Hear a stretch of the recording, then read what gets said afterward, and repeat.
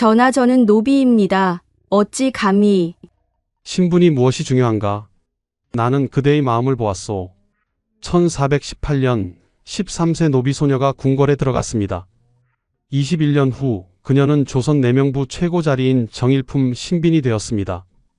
하지만 그 화려함의 끝은 산속 작은 절이었습니다. 왜일까요? 세종대왕은 왜 노비를 정일품까지 올렸을까요? 그리고 그녀는 왜 모든 것을 버렸을까요? 1464년 가을 경기도 어느 산자락에 자리한 작은 절. 단풍잎이 바람에 흩날리는 조용한 오후였습니다. 하늘은 높고 푸르렀고 산은 온통 붉은 단풍으로 물들어 있었습니다. 절 마당에는 국화가 피어 있었고 어디선가 새소리가 들려왔습니다. 한 비구니가 누워 있었습니다. 59세의 나이. 깎은 머리는 하얗게 새었고 얼굴에는 세월의 흔적이 깊이 새겨져 있었습니다. 하지만 그 얼굴은 평온했습니다. 마치 오랜 여행을 마치고 고향에 돌아온 사람처럼 그녀의 숨소리가 점점 가늘어지고 있었습니다. 방 안에는 6명의 장성한 남자들이 무릎을 꿇고 있었습니다. 모두 왕자의 신분입니다. 계양군은 38세, 의창군은 37세, 밀성군은 35세, 익현군은 34세, 영해군은 30세였습니다. 5명의 아들들, 모두 훌륭한 관직을 가지고 있었고 자식들도 있었으며 세상에서 존경받는 사람들이었습니다. 하지만 지금 이들은 그저 한 어머니의 아들들일 뿐이었습니다. 그들의 얼굴에는 눈물이 흐르고 있었습니다. 어머니를 잃는다는 것, 그것은 신분이 높든 낮든 똑같이 가슴 아픈 일이었습니다. 어머니, 의창군이 떨리는 목소리로 말했습니다. 그는 차남이었습니다. 어머니가 22세에 낳은 둘째 아들, 37년을 함께 살았지만 지금 이 순간 그는 모든 기억이 주마등처럼 스쳐 지나가는 것을 느꼈습니다. 이제라도 머리를 기르십시오. 임금께서 12년 전에 이미 허락하셨습니다. 궁으로 돌아가십시오. 어머니께서는 신빈이십니다. 정일품 신빈마마이십니다. 비구니는 천천히 고개를 저었습니다. 창백한 얼굴에 미소가 번졌습니다. 평생을 함께한 주름진 손이 아들의 손을 덮었습니다. 나는 이미 왕의 여인이 아니라 부처님의 제자일 뿐이니라. 14년 전에 이미 그 모든 것을 내려놓았느니라. 밀성군이 어머니의 다른 손을 잡았습니다. 그 손은 너무나 차가웠습니다. 한때는 따뜻했던 손, 자신을 안아주고 머리를 쓰다듬어 주고 밥을 먹여주던 그 손이 이렇게 차갑다는 것이 믿기지 않았습니다. 어머니, 저희가 궁으로 모셔가겠습니다. 어머니께서는 정일품 신빈이십니다. 조선 내명부의 최고 자리이십니다. 왜 이렇게? 왜 이 작은 절에서? 아니다. 비구니가 단호하게 말했습니다. 목소리는 약했지만 의지는 확고했습니다. 내가 신빈이었던 것은 전생의 일이니라. 화려했던 궁궐도 높았던 지위도 모두 꿈과 같았느니라. 이제 나는 그저 한 명의 비구니일 뿐이다. 부처님 곁으로 가는 한 명의 늙은 여인일 뿐이니라. 계양군이 눈물을 닦으며 말했습니다. 어머니, 우리는 모두 어머니 덕분에 살았습니다. 정난 때도 그 후에도 어머니께서 젊었을 때 수양대군마마를 돌본 인연으로 우리가 살아남았습니다.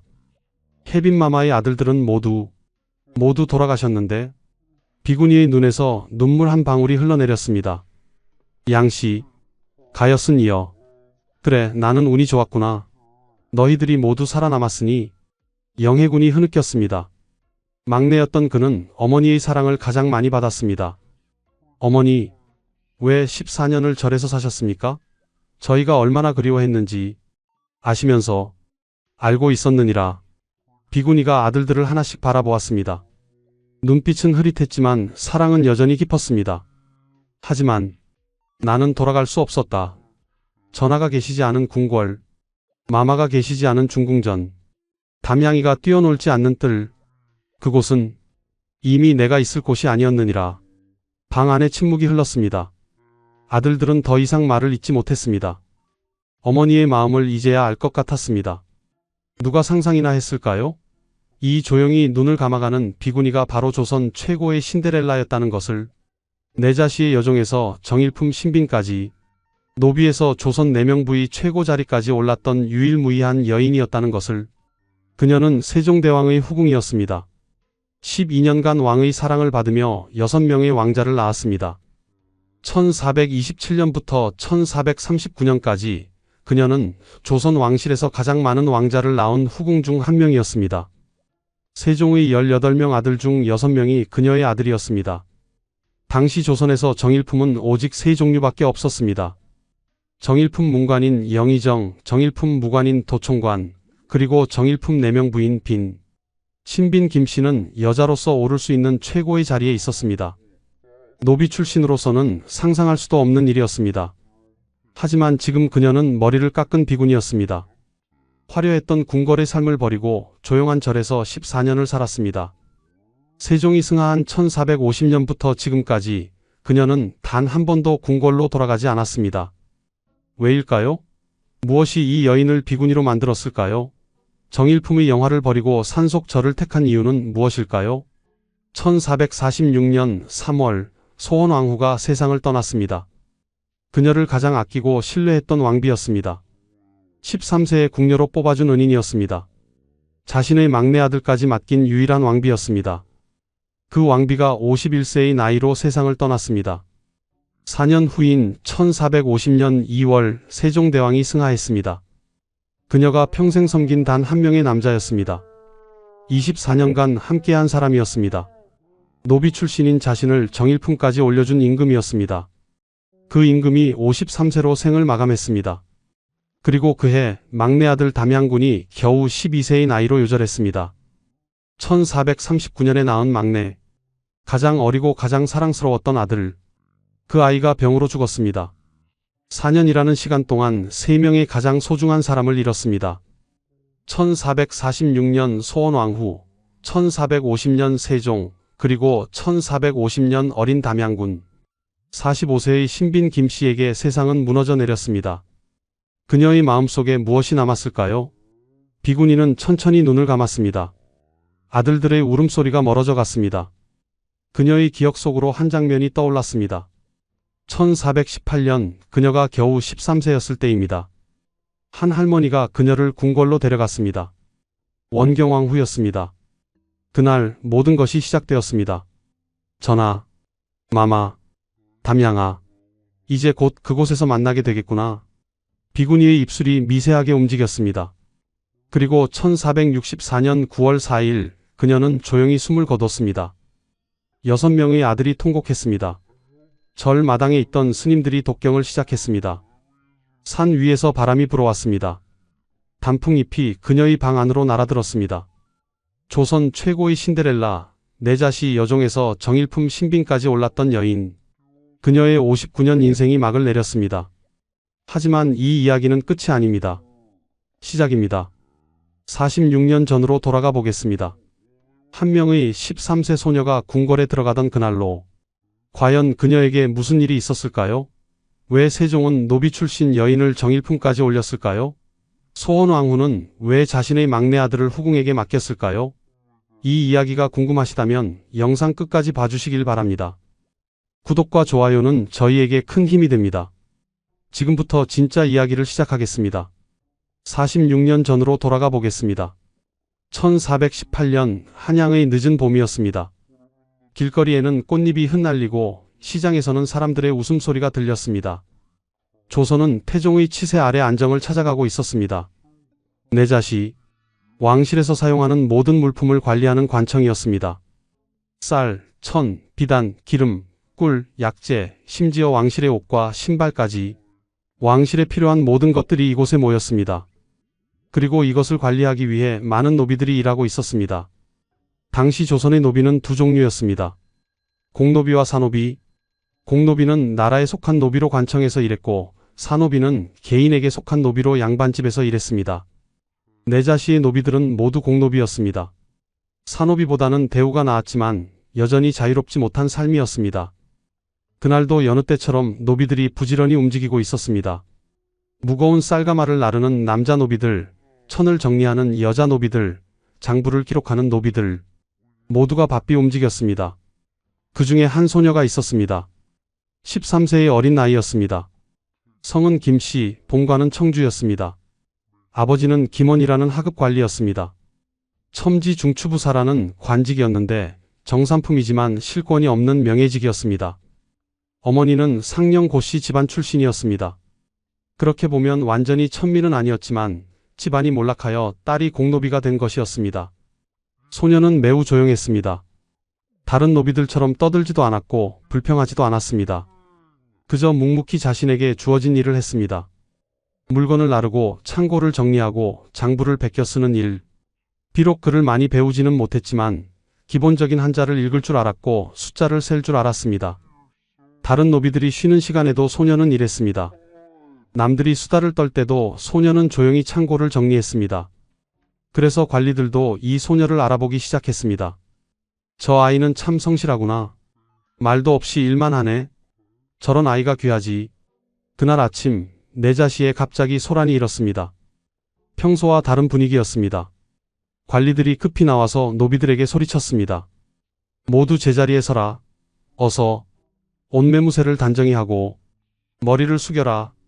노비들이 웅성거렸습니다. 무슨 일이야? 누가 오시는 거야? 그때 한 관리가 큰 소리로 외쳤습니다. 대비마마께서 오신다. 노비들의 얼굴이 하얗게 질렸습니다. 대비마마, 원경왕후, 태종의 부인이자 방금 왕세자로 책봉된 충녕대군의 어머니였습니다. 왕실에서 가장 높은 여인 중 한 분이 직접 내자시에 오신다는 것이었습니다. 잠시 후 가마가 도착했습니다. 가마에서 한 여인이 내렸습니다. 원경왕후 민씨. 당시 53세의 나이였지만 여전히 위엄이 있었습니다. 평생을 권력의 중심에서 살아온 여인이었습니다. 태종 이방원의 부인으로서 12명의 자녀를 낳았고 왕자의 난을 겪으며 수많은 피바람을 견뎌낸 여인이었습니다. 하지만 그녀의 눈빛은 날카로웠습니다. 사람을 꿰뚫어 보는 눈이었습니다. 노비들이 모두 한쪽에 줄을 섰습니다. 원경왕후는 천천히 그들을 살폈습니다. 그녀의 눈이 한 소녀에게 멈췄습니다. 저 아이는 몇 살이냐? 13세이옵니다, 마마. 이름은? 김씨이옵니다. 원경왕후는 소녀를 자세히 살폈습니다. 단정한 얼굴, 조용한 눈빛, 곧은 자세. 무엇보다 그 아이의 눈에는 영악함이 없었습니다. 순수하고 겸손한 눈빛이었습니다. 저 아이를 데려가라. 중궁전에 배치하도록 하여라. 내자시의 관리들이 놀랐습니다. 공노비를 궁녀로 선발한다는 것은 매우 드문 일이었습니다. 하지만 원경왕후의 명령은 절대적이었습니다. 소녀는 그날로 궁궐에 들어갔습니다. 그녀가 배치된 곳은 소원왕후의 처소였습니다. 소원왕후는 방금 중궁으로 책봉된 15세의 어린 왕비였습니다. 그녀는 청송 심씨 집안의 딸이었고 5년 전인 1408년에 당시 충녕군이었던 세종과 혼인했습니다. 소녀는 소원왕후를 처음 본 순간을 평생 잊지 못했습니다. 우아하고 온화한 모습이었습니다. 소원왕후는 어린 궁녀를 보며 부드럽게 미소 지었습니다. 내가 새로 온 아이로구나. 나이가 어떻게 되느냐? 13세이옵니다, 마마. 그러하냐? 나도 너와 같은 나이에 궁에 들어왔단다. 이제 우리 함께 지내게 되었으니 두려워하지 말고 성실히 일하거라. 황송하옵니다, 마마. 소녀는 깊이 절을 했습니다. 그 순간 그녀는 마음속으로 결심했습니다. 이 은혜로운 마마를 평생 성실히 모시겠다고. 그날은 또한 역사적인 날이었습니다. 1418년 8월 11일 충녕대군이 조선의 제4대 왕으로 즉위했습니다. 세종대왕의 시대가 시작된 것입니다. 그리고 소원왕후는 조선의 왕비가 되었습니다. 어린 궁녀 김씨는 새로운 세계에 들어섰습니다. 화려한 궁궐, 엄격한 규율, 복잡한 인간관계. 하지만 그녀는 흔들리지 않았습니다. 원래 노비였던 그녀에게 궁궐은 기회의 땅이었습니다. 하루하루를 성실히 살았습니다. 소원왕후는 이 조용한 궁녀를 점점 신뢰하게 되었습니다. 시키는 일을 정확히 했고 거짓말을 하지 않았으며 다른 궁녀들과 다투지도 않았습니다. 무엇보다 소원왕후의 마음을 읽을 줄 알았습니다. 말하지 않아도 필요한 것을 가져다 주었고 지치면 조용히 물러나 있었습니다. 1년이 지나고 2년이 지났습니다. 그 사이 궁궐에는 많은 변화가 있었습니다. 1421년 소원왕후가 첫 아들을 낳았습니다. 훗날의 문종이 될 왕세자였습니다. 궁녀 김씨는 소원왕후의 산후조리를 도왔습니다. 1422년 둘째 아들이 태어났습니다. 수양대군 훗날의 세조였습니다. 소원왕후는 이 아기를 유독 아꼈습니다.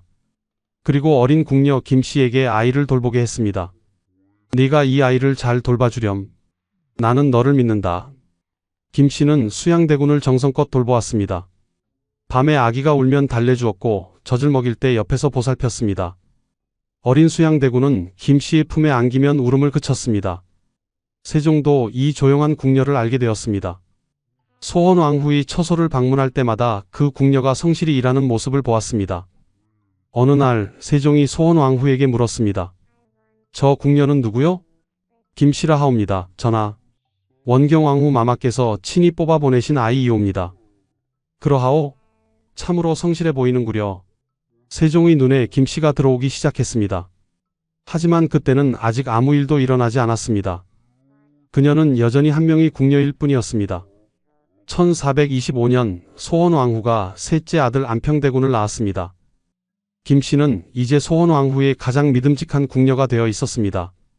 왕비가 낳은 자녀를 돌보고 처소를 관리하고 다른 궁녀들을 이끄는 위치였습니다. 그 무렵 궁궐에는 후궁들이 들어오기 시작했습니다. 영빈 강씨가 1425년에 화의군을 낳았습니다. 세종의 첫 서자였습니다. 궁궐의 분위기가 조금씩 변하고 있었습니다. 하지만 이 모든 것은 시작에 불과했습니다. 1426년 운명의 해가 다가오고 있었습니다. 21세가 된 궁녀 김씨에게 그리고 29세의 세종대왕에게 아무도 예상하지 못한 일이 벌어지려 하고 있었습니다. 그때까지 김씨는 몰랐습니다. 자신이 조선 역사상 가장 특별한 후궁이 될 것이라는 것을, 노비에서 정일품 신빈까지 오르는 전무후무한 여정이 시작될 것이라는 것을. 8년이라는 시간이 흘렀습니다. 1418년부터 1426년까지 궁녀 김씨는 조용히 자신의 자리를 지켰습니다. 매일 아침 동이 트기 전에 일어났습니다. 소원왕후가 기상하시기 전에 처소를 정돈했습니다. 세숫물을 준비하고 옷을 펴두고 아침 문안 인사를 위한 준비를 했습니다. 다른 궁녀들이 아직 잠든 시간에 김씨는 이미 움직이고 있었습니다. 소원왕후는 이런 김씨를 매우 아꼈습니다. 8년 동안 단 한 번도 실수를 하지 않았고 불평을 하지 않았으며 다른 궁녀들과 싸우지 않았습니다. 무엇보다 소원왕후의 아이들을 정성껏 돌보았습니다. 1414년생인 문종, 1422년생인 수양대군, 1425년생인 안평대군. 세 왕자는 김씨의 손에서 자랐습니다. 김씨는 밤낮으로 아이들을 돌보았습니다. 아이들이 아프면 밤을 새우며 간호했고 배가 고프면 먹을 것을 구해왔으며 심심해하면 이야기를 들려주었습니다. 세종은 이 모습을 보고 있었습니다. 중궁전을 방문할 때마다 그 조용한 궁녀가 눈에 들어왔습니다. 아이들을 돌보는 손길, 소원왕후를 섬기는 태도, 다른 궁녀들을 대하는 방식, 모든 것이 완벽했습니다. 어느 날 저녁이었습니다. 세종이 소원왕후와 함께 저녁을 들고 있었습니다. 수양대군이 감기에 걸려 열이 났는데 김씨가 밤새 간호를 하고 있었습니다. 세종이 아이의 처소로 가보니 김씨가 젖은 수건으로 아이의 이마를 닦아주고 있었습니다. 아이는 어떠하냐? 김씨가 깜짝 놀라 일어섰습니다. 전하, 황송하옵니다. 대군마마의 열이 조금 내렸사옵니다. 수고가 많구나. 밤새 돌보았다 들었다. 마마께서 부탁하신 일이옵니다. 당연한 일이옵니다. 세종은 김씨의 얼굴을 자세히 보았습니다. 피곤한 얼굴이었지만 눈빛은 맑았습니다. 꾸밈이 없는 얼굴이었습니다. 내 이름이 무엇이더냐? 김씨이옵니다. 전하. 나이는? 21세이옵니다. 그러하냐? 세종은 천천히 고개를 끄덕이고 물러갔습니다. 하지만 그날 이후로 세종의 눈길이 자주 김씨에게 향했습니다. 소원왕후도 이것을 알아차렸습니다. 남편이 어느 궁녀를 유심히 보는지 왕비가 모를 리 없었습니다. 하지만 소원왕후는 화를 내지 않았습니다. 오히려 담담하게 받아들였습니다. 당시 조선의 왕들은 여러 명의 후궁을 두는 것이 당연했습니다. 태종은 12명의 부인에게서 31명의 자녀를 두었고 훗날의 성종도 12명의 부인에게서 28명의 자녀를 두었습니다. 세종이 후궁을 두는 것은 이상한 일이 아니었습니다. 게다가 소원왕후는 김씨를 믿었습니다. 8년간 함께 생활하며 그 아이의 성품을 잘 알고 있었습니다. 야심이 없고 교만하지 않으며 겸손한 아이였습니다. 만약 후궁이 되더라도 문제를 일으키지 않을 것이라 확신했습니다. 1426년의 어느 날이었습니다. 세종이 소원왕후에게 조심스럽게 말했습니다. 중궁 짐이 한 가지 청이 있어. 말씀하시옵소서 전하. 궁녀 김씨를 짐의 승은을 입게 하고자 하오. 소원왕후는 잠시 침묵했습니다. 예상했던 일이었지만 막상 듣고 보니 마음이 복잡했습니다. 하지만 그녀는 현명한 여인이었습니다. 전하께서 원하시는 일이라면 신첩이 반대할 이유가 없사옵니다. 김씨는 좋은 아이이옵니다. 중궁의 아량에 감사하오. 소원왕후는 김씨를 불렀습니다. 김씨가 두려운 마음으로 왕비 앞에 무릎을 꿇었습니다. 전하께서 너를 부르신다. 김씨의 얼굴이 하얗게 질렸습니다. 무슨 일인지 알고 있었습니다. 마마, 저는 두려워하지 마라. 이것은 큰 은혜이니라. 너는 지난 8년간 성실히 나를 섬겼다. 이제 전하를 섬길 차례이니라. 마마. 김씨의 눈에서 눈물이 흘렀습니다. 감사의 눈물이었습니다. 소원왕후는 김씨의 손을 잡았습니다. 나는 너를 믿는다. 교만하지 말고 겸손하게 처신하거라. 그리고 잊지 말거라. 네가 아무리 높은 자리에 오르더라도 나는 언제나 내 마마이니라. 명심하겠사옵니다, 마마. 평생 잊지 않겠사옵니다.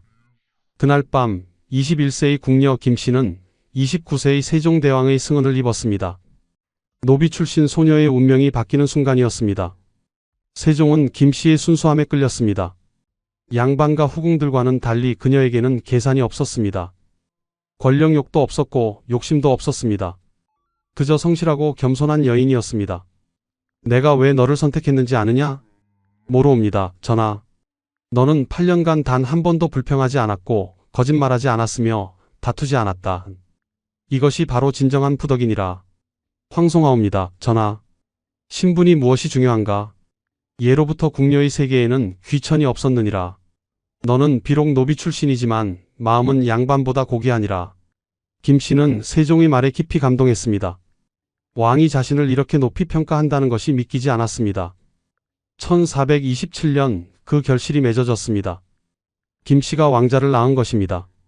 세종의 9번째 아들이었습니다. 이름은 계양군. 실록에는 이렇게 기록되었습니다. 궁인 김씨가 왕자를 낳다.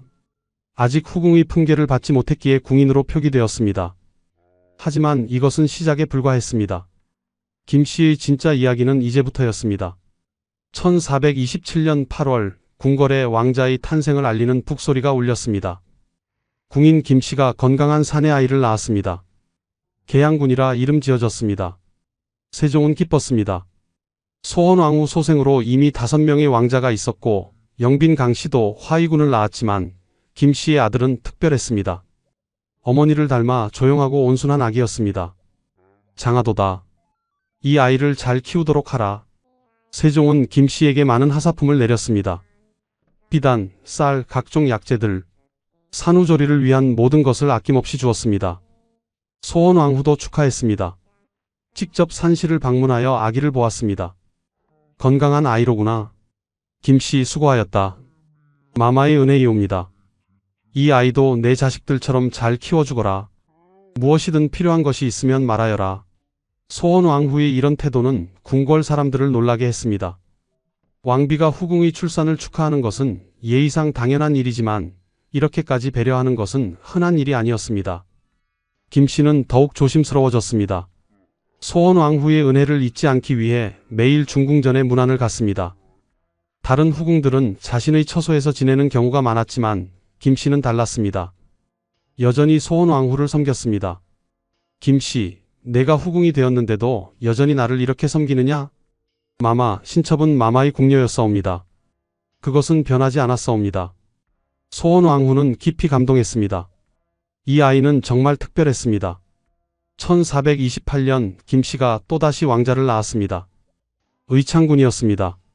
세종은 더욱 기뻐했습니다. 또 아들이로다. 김씨는 과연 복을 타고났구나. 두 아들을 연속으로 낳은 김씨의 위치가 조금씩 달라지기 시작했습니다. 다른 후궁들의 시선이 날카로워졌습니다. 특히 양반가 출신 후궁들은 노비 출신인 김씨를 깔보았습니다. 저 여자가 무엇이라고 전하의 총애를 저렇게 받는가? 노비 주제에 건방지게. 하지만 김씨는 전혀 개의치 않았습니다. 자신을 비난하는 후궁들에게도 언제나 공손하게 대했습니다. 절대 맞서 싸우지 않았습니다. 이것이 바로 소원왕후가 가르친 처세술이었습니다.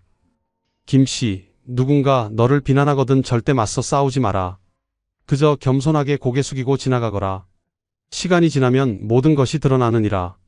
명심하겠사옵니다, 마마. 1430년 세 번째 왕자가 태어났습니다. 밀성군이었습니다.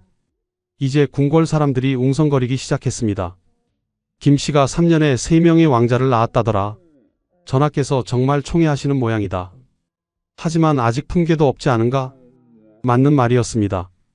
김씨는 3명의 왕자를 낳았지만 아직 정식 후궁의 품계를 받지 못했습니다. 궁인이라는 신분이었습니다. 세종은 이것을 고민하고 있었습니다. 김씨에게 품계를 주고 싶었지만 신하들의 반대가 예상되었습니다. 노비 출신을 후궁으로 정식 책봉한다는 것은 전례가 거의 없는 일이었기 때문입니다. 1431년 네 번째 왕자가 태어났습니다.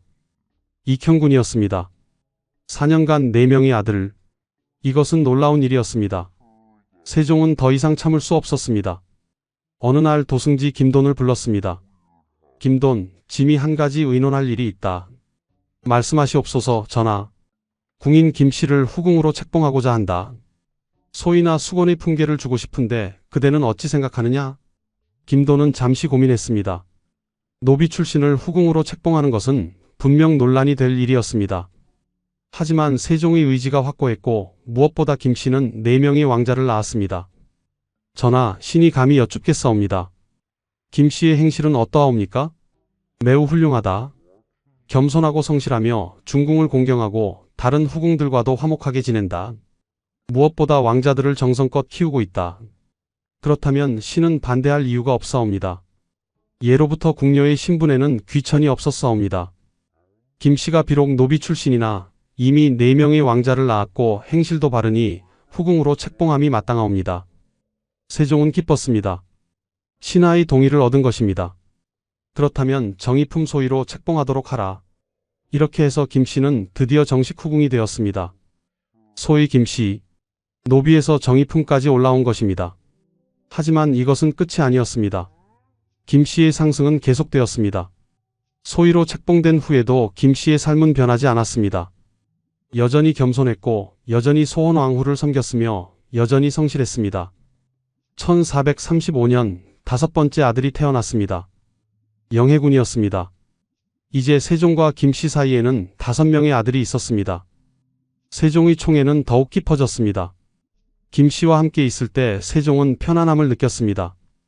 그녀는 아무것도 요구하지 않았습니다. 권력을 탐하지도 않았고 자식들을 위해 무리한 부탁을 하지도 않았습니다. 그저 조용히 왕을 섬기고 아이들을 키우고 소원왕후를 공경했습니다. 어느 날 소원왕후가 김씨를 불렀습니다. 김씨, 내가 한 가지 부탁이 있다. 말씀하시옵소서, 마마. 내 막내 아들 영응대군을 내가 돌봐주었으면 한다. 김씨는 깜짝 놀랐습니다. 영응대군은 소원왕후의 막내 아들이었습니다. 왕비가 자신의 친아들을 후궁에게 맡긴다는 것은 매우 이례적인 일이었습니다. 마마, 그것은 신첩이 어찌 네가 아이들을 잘 돌본다는 것을 나는 안다. 수양대군도 내 손에서 자랐지 않느냐. 이제 영응도 내가 돌봐주거라. 황송하옵니다, 마마. 목숨을 다해 돌보겠사옵니다. 이것은 소원왕후의 깊은 신뢰를 보여주는 일이었습니다. 궁궐의 모든 사람들이 놀랐습니다. 왕비가 노비 출신 후궁을 이렇게 신뢰한다는 것이 믿기지 않았습니다. 김씨는 영응대군을 친자식처럼 돌보았습니다. 소원왕후의 아들과 자신의 아들들을 똑같이 대했습니다. 아니, 어쩌면 영응대군을 더 정성껏 돌보았는지도 모릅니다. 소원왕후의 은혜에 보답하기 위해서였습니다. 1437년 김씨의 장남 계양군이 혼인을 했습니다. 신부는 한학의 둘째 딸이었습니다. 한학은 당대 최고의 세도가였습니다. 그의 막내딸은 훗날 수양대군의 아들 예종의 비, 즉 인수대비가 되는 인물이었습니다. 이 혼인은 김씨 집안의 지위를 크게 높였습니다. 노비 출신 후궁의 아들이 조선 최고 명문가와 혼인한 것입니다. 세종의 배려가 있었기에 가능한 일이었습니다. 1439년 김씨가 마지막 아들을 낳았습니다. 담양군이었습니다. 6번째 아들이었습니다. 1427년부터 1439년까지 12년간 6명의 아들과 2명의 딸, 총 8명의 자녀를 낳은 것입니다. 세종은 결심했습니다. 이제 김씨를 최고의 자리에 올려야 한다고. 1439년 1월 세종이 다시 도승지 김돈을 불렀습니다. 김돈, 소위 김씨를 빈이나 귀인으로 승격시키고자 한다. 전하, 김씨의 출신이 천하지 않사옵니까? 그렇다. 하지만 들어보라. 세종이 천천히 말했습니다. 이 말은 나중에 실록에 그대로 기록되었습니다. 소인은 본래 내 자씨의 여종이었다. 무술년 내가 처음 즉위했을 때 모후께서 뽑아 중궁으로 보내셨고 그때 나이는 13세였다. 천성이 부드럽고 아름다워 양궁을 섬기는데 오직 근신함으로 중궁이 매사를 위임하고 막내 아들을 기르게 하였다. 성품이 근신하지 않았다면 중궁이 어찌 자신의 소생 아들을 기르게 하였겠는가? 김돈이 신계와 의논한 후 대답했습니다. 전하, 예로부터 궁녀의 세계에는 본래 귀천이 없었사옵니다. 김씨가 비록 천한 신분이었으나 13세부터 궁에 들어와 21년간 성실히 섬겼고 6명의 왕자를 낳았으며 왕비마마의 신임을 받고 있사옵니다. 귀인으로 승격시킴이 마땅하옵니다. 고맙다. 그렇다면 귀인으로 책봉하도록 하라. 이렇게 해서 김씨는 종일품 귀인이 되었습니다. 그리고 얼마 후 최종적으로 정일품 신빈으로 책봉되었습니다. 신빈, 4명 부의 최고 자리였습니다. 영의정과 같은 정일품이었습니다. 노비에서 정일품까지 조선 역사상 전무후무한 일이었습니다. 김씨, 아니 이제는 신빈 김씨는 겸손하게 절을 올렸습니다. 황송하옵니다. 전하, 신첩은 과분한 은혜를 입었사옵니다. 과분하지 않다. 너는 21년간 성실히 궁을 섬겼고 6명의 왕자를 낳았으며 무엇보다 중궁과 화목하게 지냈다. 이것이 바로 진정한 부덕이니라. 신빈 김씨의 눈에서 눈물이 흘렀습니다. 13세에 궁에 들어온 지 21년, 34세가 된 그녀는 마침내 조선 내명부의 정점에 섰습니다. 하지만 그녀는 교만하지 않았습니다. 여전히 소원왕후를 섬겼고 여전히 겸손했으며 여전히 성실했습니다. 다른 후궁들이 질투했지만 신빈 김씨는 그들에게도 친절하게 대했습니다. 신빈마마께서는 정말 다르십니다. 예전에는 노비 출신이라 무시했는데 지금 보니 우리보다 훨씬 고귀하십니다. 후궁들의 태도가 변했습니다. 신빈 김씨의 인품이 그들을 감동시킨 것입니다. 세종은 행복했습니다. 소원왕후와 신빈 김씨 두 여인이 화목하게 지내는 것을 보며 흐뭇해했습니다. 중궁 김씨를 신빈으로 책봉한 것이 잘한 일이었소? 잘하셨사옵니다. 전하, 김씨는 그 자리를 받을 자격이 있나이다. 조선 역사상 가장 평화로운 내명부였습니다. 왕비와 후궁들이 서로 존중하고 화목하게 지냈습니다. 특히 소원왕후와 신빈 김씨의 관계는 후대에까지 회자되었습니다. 하지만 이 행복한 시간은 영원하지 않았습니다. 1446년 운명의 해가 다가오고 있었습니다. 1446년 3월 봄이 왔지만 궁궐은 어두웠습니다. 소원왕후가 위독했습니다. 중궁전에는 침통한 분위기가 흘렀습니다. 51세의 소원왕후는 평생 세종을 섬기며 10명의 자녀를 낳았습니다. 팔남 2녀, 그중 8명이 아들이었습니다. 문종, 세조, 안평대군, 이명대군, 광평대군, 금성대군, 평원대군, 영흥대군, 조선 왕실의 기둥들이었습니다. 1408년 13세의 나이로 충녕군과 혼인한 이후 38년, 긴 세월이었습니다. 그 세월 동안 그녀는 왕비로서 완벽했습니다. 남편을 섬기고 자식을 키우고 후궁들을 다스리고 궁궐을 관리했습니다. 특히 후궁들과 화목하게 지낸 것은 조선 역사상 가장 모범적인 사례로 남았습니다. 하지만 이제 그녀의 몸은 한계에 다다랐습니다. 평생 출산과 육아로 지친 몸이었습니다. 10명의 아이를 낳고 키우면서 그녀의 건강은 점점 악화되었습니다. 마마. 세종이 왕비의 손을 잡고 있었습니다. 54세의 세종도 이미 병든 몸이었습니다. 당뇨병으로 고생하고 있었고 눈도 거의 보이지 않았으며 피부병으로 고통받고 있었습니다. 하지만 지금은 아내만이 걱정이었습니다. 중궁, 제발 눈을 뜨시오. 소원왕후는 힘겹게 눈을 떴습니다. 전하, 짐이 여기 있소. 걱정 마시오. 전하, 신첩은 행복했사옵니다. 무슨 말을 그리 하시오. 퇴차하실 것이오. 아니옵니다. 신첩의 시간이 얼마 남지 않았사옵니다. 방 밖에는 여러 후궁들이 기다리고 있었습니다. 그중 신빈 김씨는 밤낮으로 소원왕후의 곁을 지켰습니다. 다른 후궁들도 문안을 왔지만 김씨만큼 정성을 다하는 이는 없었습니다. 며칠을 밤을 새우며 간호했습니다. 약을 다리고 죽을 끓이고 몸을 닦아드리고 이불을 덮어드렸습니다. 28년 전 13세에 궁녀로 들어온 그날부터 지금까지 소원왕후는 그녀에게 가장 큰 은인이었습니다. 신빈, 소원왕후가 신빈 김씨를 불렀습니다. 세종이 잠시 자리를 비운 사이였습니다. 예, 마마. 신빈 김씨가 왕비의 침상 가까이 다가갔습니다. 마마, 약을 드셔야 하옵니다.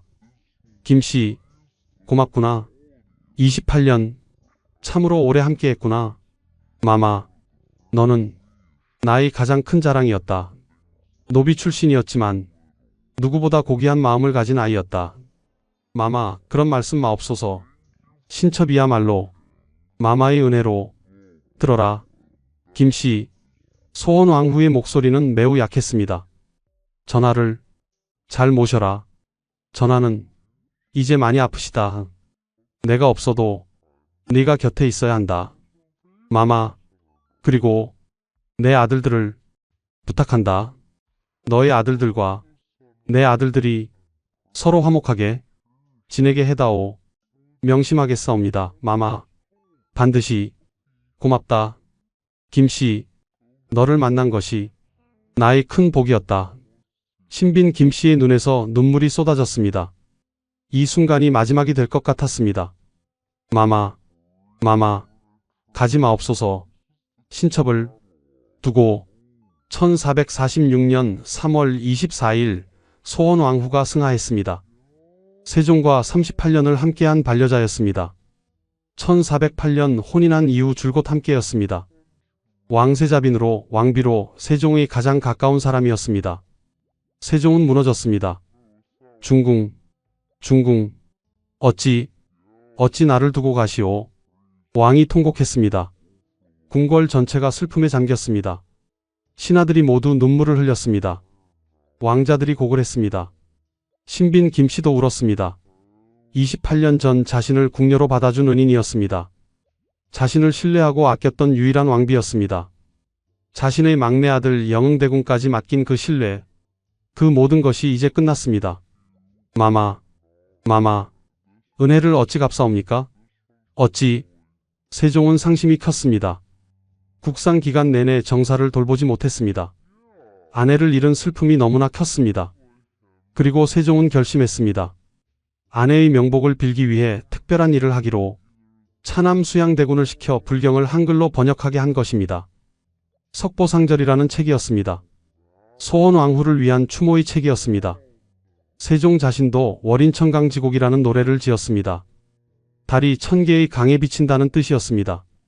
부처의 자비가 모든 중생에게 고루 미친다는 의미였습니다. 이것도 모두 아내의 영혼을 위한 것이었습니다. 신빈 김씨도 매일 불경을 읽었습니다. 소원왕후의 영혼이 편안하기를 빌었습니다. 절에 시주도 했습니다. 왕비의 명복을 빌기 위해서였습니다. 하지만 더 큰 비극이 기다리고 있었습니다. 세종의 건강이 급격히 나빠졌습니다. 아내를 잃은 충격이 너무 컸습니다. 원래도 아팠던 몸이 더욱 악화되었습니다. 1450년 2월 마침내 그날이 왔습니다. 세종이 위독했습니다. 신빈 김씨는 세종의 임종을 지켰습니다. 다른 후궁들도 있었지만 신빈 김씨가 가장 가까이 있었습니다. 전하, 신빈, 그대는 여기 있었소. 세종의 목소리는 거의 들리지 않았습니다. 전하, 신첩이 여기 있사옵니다. 고맙소. 22년, 아니 24년인가? 참으로 오래 함께했소. 전하, 신빈은 짐이 한 일 중에 가장 잘한 일이었소.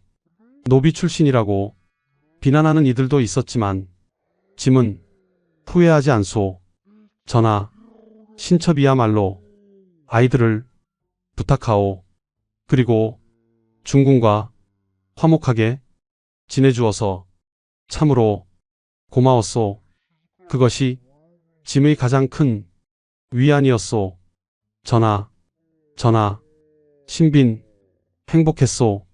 그대를 만나서 1450년 2월 17일 세종대왕이 승하했습니다. 53세의 나이였습니다. 조선의 성군 세종대왕의 시대가 끝났습니다. 궁궐은 다시 한번 슬픔에 잠겼습니다. 4년 전 소원왕후의 상에 이어 또다시 큰 상을 치르게 된 것입니다. 신빈 김씨는 그날 결심했습니다. 머리를 깎기로. 더 이상 이 세상에 미련이 없었습니다. 소원왕후도 가시고 세종도 가셨습니다. 자신을 아껴준 두 사람이 모두 세상을 떠났습니다. 문종이 즉위했습니다. 소원왕후의 장남이자 세종의 세자였습니다. 새 임금이 된 것입니다. 조선의 관례에 따라 선왕의 후궁들은 머리를 깎아야 했습니다. 새 임금이 선왕의 부인들에게 마음을 두는 것을 막기 위함이었습니다. 다른 후궁들은 억지로 머리를 깎았습니다. 하지만 신빈 김씨는 스스로 원했습니다. 신첩은 비구니가 되겠사옵니다. 6명의 아들이 만류했습니다. 어머니 안 되옵니다. 어머니께서는 신빈이십니다. 왜 그러시옵니까? 나는 이미 세상 사람이 아니다. 신빈 김씨는 단호했습니다. 그리고 같은 해 더 큰 비극이 일어났습니다. 막내 아들 담양군이 죽은 것입니다. 12세의 어린 나이였습니다. 담양아, 담양아. 신빈 김씨는 아들의 시신을 껴안고 통곡했습니다. 1년 사이에 세 사람을 잃었습니다. 소원왕후, 세종, 그리고 막내 아들. 그녀의 세계가 무너졌습니다. 나는 더 이상 이 세상에 미련이 없다. 45세의 신빈 김씨는 완전히 비구니가 되었습니다. 궁궐을 떠나 절로 갔습니다. 조선의 관례에 따라 선왕의 후궁들은 머리를 깎아야 했습니다. 새 임금이 선왕의 부인들에게 마음을 두는 것을 막기 위함이었습니다. 폐륜을 방지하기 위한 제도였습니다. 다른 후궁들은 억지로 머리를 깎았습니다. 울면서 저항했지만 소용없었습니다. 관례는 절대적이었습니다. 하지만 신빈 김씨는 달랐습니다. 그녀는 스스로 원했습니다. 신첩은 비구니가 되겠사옵니다. 문종이 놀랐습니다. 신빈마마, 관례이기는 하나 마마께서 원치 않으신다면. 아니옵니다, 전하. 신첩은 진심으로 원하옵니다. 이 세상에 더 이상 미련이 없사옵니다. 6명의 아들이 만류했습니다. 계양군, 의창군, 밀성군, 익형군, 영해군. 모두가 어머니 앞에 무릎을 꿇었습니다. 어머니 안 되옵니다. 저희가 있지 않사옵니까? 어머니께서는 신빈이십니다. 정일품이십니다. 왜 그러시옵니까? 신빈 김씨는 아들들을 하나씩 바라보았습니다. 너희들 모두 잘 자랐구나. 어머니의 자랑이다. 어머니, 하지만 나는 이미 세상 사람이 아니다. 전하도 가셨고 마마도 가셨으며 담양이도 가지 않았느냐. 그렇습니다. 세종이 승하한 그해 더 큰 비극이 일어났습니다. 막내 아들 담양군이 죽은 것입니다. 1439년에 태어난 담양군. 신빈 김씨의 막내 아들이었습니다. 가장 어리고 가장 사랑스러웠던 아들. 그 아이가 1450년 겨우 12세의 나이로 병으로 죽었습니다. 담양아, 담양아. 신빈 김씨는 아들의 시신을 껴안고 통곡했습니다. 세종의 상을 치르고 채 한 달도 되지 않아서였습니다. 1년도 안 되는 사이에 세 사람을 잃었습니다. 소원왕후, 세종, 그리고 막내 아들. 45세의 신빈 김씨에게 세계가 무너졌습니다. 나는 더 이상 이 세상에 미련이 없다. 그래서 그녀는 머리를 깎았습니다. 정일품 신빈의 자리를 버리고 비구니가 되었습니다. 궁궐을 떠나 절로 갔습니다. 경기도의 한 작은 절이었습니다. 산속 깊은 곳, 사람들의 발길이 드문 곳이었습니다. 처음 며칠은 아무것도 할 수 없었습니다. 그저 방 안에 앉아 눈물만 흘렸습니다. 소원왕후의 얼굴이 떠올랐습니다. 세종의 목소리가 들렸습니다. 담양군의 웃음소리가 귓가에 맴돌았습니다. 마마, 4년 전에 가셨지요. 전하, 오래 가셨지요. 담양아, 너도 4년, 1446년부터 1450년까지 그 4년 동안 그녀가 가장 사랑했던 세 사람이 모두 세상을 떠났습니다. 하지만 시간이 흐르면서 그녀는 조금씩 평온을 찾았습니다. 매일 새벽 예불을 드렸습니다. 부처님 앞에 무릎을 꿇고 절을 했습니다. 세 사람의 명복을 빌었습니다. 불경을 읽었습니다. 처음에는 이해하기 어려웠습니다. 하지만 스님들의 설명을 들으며 조금씩 깨달았습니다. 인생 무상. 모든 것은 변한다. 집착하지 말라. 내려놓으라. 그래. 내려놓아야 하는구나. 특히 담양군을 위한 경문을 인쇄하고 싶었습니다. 12세에 죽은 어린 아들. 그 아이의 영혼이라도 편안하기를 바랐습니다. 문종이 이 소식을 듣고 쌀 500석을 내렸습니다. 경문 인쇄 비용으로 쓰라는 것이었습니다. 막대한 양이었습니다. 신하들이 비판했습니다. 전하, 국고를 낭비하시옵니까? 선왕의 후궁을 위해 그토록 많은 쌀을 내리시다니. 더구나 담양군은 서자이옵니다. 이렇게까지 하실 필요가. 하지만 문종은 단호했습니다. 담양군은 짐의 서재이시다. 비록 서자이나 선왕의 아들이시다. 신빈마마는 짐의 서모이시되 어린 시절 짐을 돌봐주셨다. 당연한 일이 아니냐? 문종의 이런 배려는 신빈 김씨가 소원왕후의 아들들을 정성껏 돌본 덕분이었습니다. 문종도 세조도 모두 어린 시절 신빈 김씨의 손에서 자랐습니다. 신빈 김씨는 그 쌀로 담양군을 위한 경문을 인쇄했습니다. 수천 권을 찍어 전국의 절에 나눠주었습니다. 아들의 명복을 비는 어머니의 마음이었습니다. 1452년 단종이 즉위했습니다. 문종이 재위 2년 만에 승하한 것입니다. 12세의 어린 임금이었습니다. 소원왕후의 손자이자 문종의 아들이었습니다. 신빈 김씨의 차남 의창군이 단종을 아련했습니다. 전하, 신의 어머니가 머리를 기르게 해주시옵소서. 단종은 의정부와 의논했습니다. 대신들도 찬성했습니다. 신빈 김씨는 선대왕들을 섬긴 공이 크옵니다. 정일품 신빈의 신분인데 비구니로 사는 것은 적절치 않사옵니다.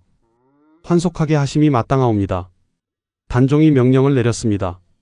신빈 김씨는 머리를 기르고 궁으로 돌아오라. 사신이 절로 왔습니다. 관복을 입은 관리들이 신빈 김씨 앞에 섰습니다.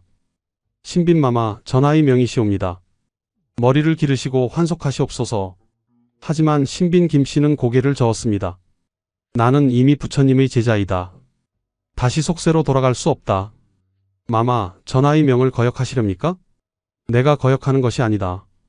나는 이미 세상 사람이 아닌 것이다. 2년 전에 이미 모든 것을 내려놓았다. 신빈도 후궁도 모두 지나간 일이다. 사신이 난처해했습니다. 임금의 명령을 어기는 것은 큰 죄였습니다. 하지만 신빈 김씨는 완강했습니다. 전하께 여쭈어라. 신첩은 감사하나 궁으로 돌아갈 수 없다고. 이곳에서 여생을 마치고 싶다고. 아들들이 찾아왔습니다. 5 아들이 모두 절로 왔습니다. 어머니, 제발 머리를 기르십시오. 전하께서 명하셨사옵니다. 우리가 얼마나 걱정하는지 아십니까? 신빈 김씨는 아들들의 손을 잡았습니다. 너희는 내 자랑이다. 모두 훌륭하게 자랐구나. 계양이는 한왁대감의 사위가 되었고 의창이와 밀성이도 좋은 집안과 혼인했으며 이현이와 영애도 모두 잘 살고 있구나. 어머니, 하지만 나는 돌아갈 수 없다. 전하, 마마, 담양이, 그들이 그곳에서 나를 기다리고 있다. 나는 곧 그곳으로 가야 한다. 어머니, 그런 말씀 마옵소서. 아니다. 나는 이미 59세가 아니냐. 그때가 멀지 않았느니라. 사실 신빈 김씨는 당시 47세였습니다. 하지만 그녀는 이미 죽음을 준비하고 있었습니다. 1453년 계유정난이 일어났습니다. 수양대군이 정권을 잡았습니다. 단종의 외척인 김종서와 황보인 등을 제거한 사건이었습니다. 신빈 김씨의 아들들은 모두 수양대군 편에 섰습니다. 어머니가 어렸을 때 수양대군을 돌본 인연 때문이었습니다. 또한 계양군은 한왁의 사위였는데 한왁의 막내딸이 수양대군의 며느리인 수대비였으므로 더욱 가까운 관계였습니다. 계양군, 의창군, 밀성군, 익형군, 영해군 5 아들이 모두 정난공신이 되었습니다. 같은 시기 해빈 양씨의 아들들은 단종을 지키려 했습니다. 한남군, 수충군, 영풍군 그들은 수양대군에 맞섰습니다. 그 결과 해빈 양씨와 그 아들들은 모두 처형당했습니다. 신빈 김씨는 절에서 이 소식을 들었습니다.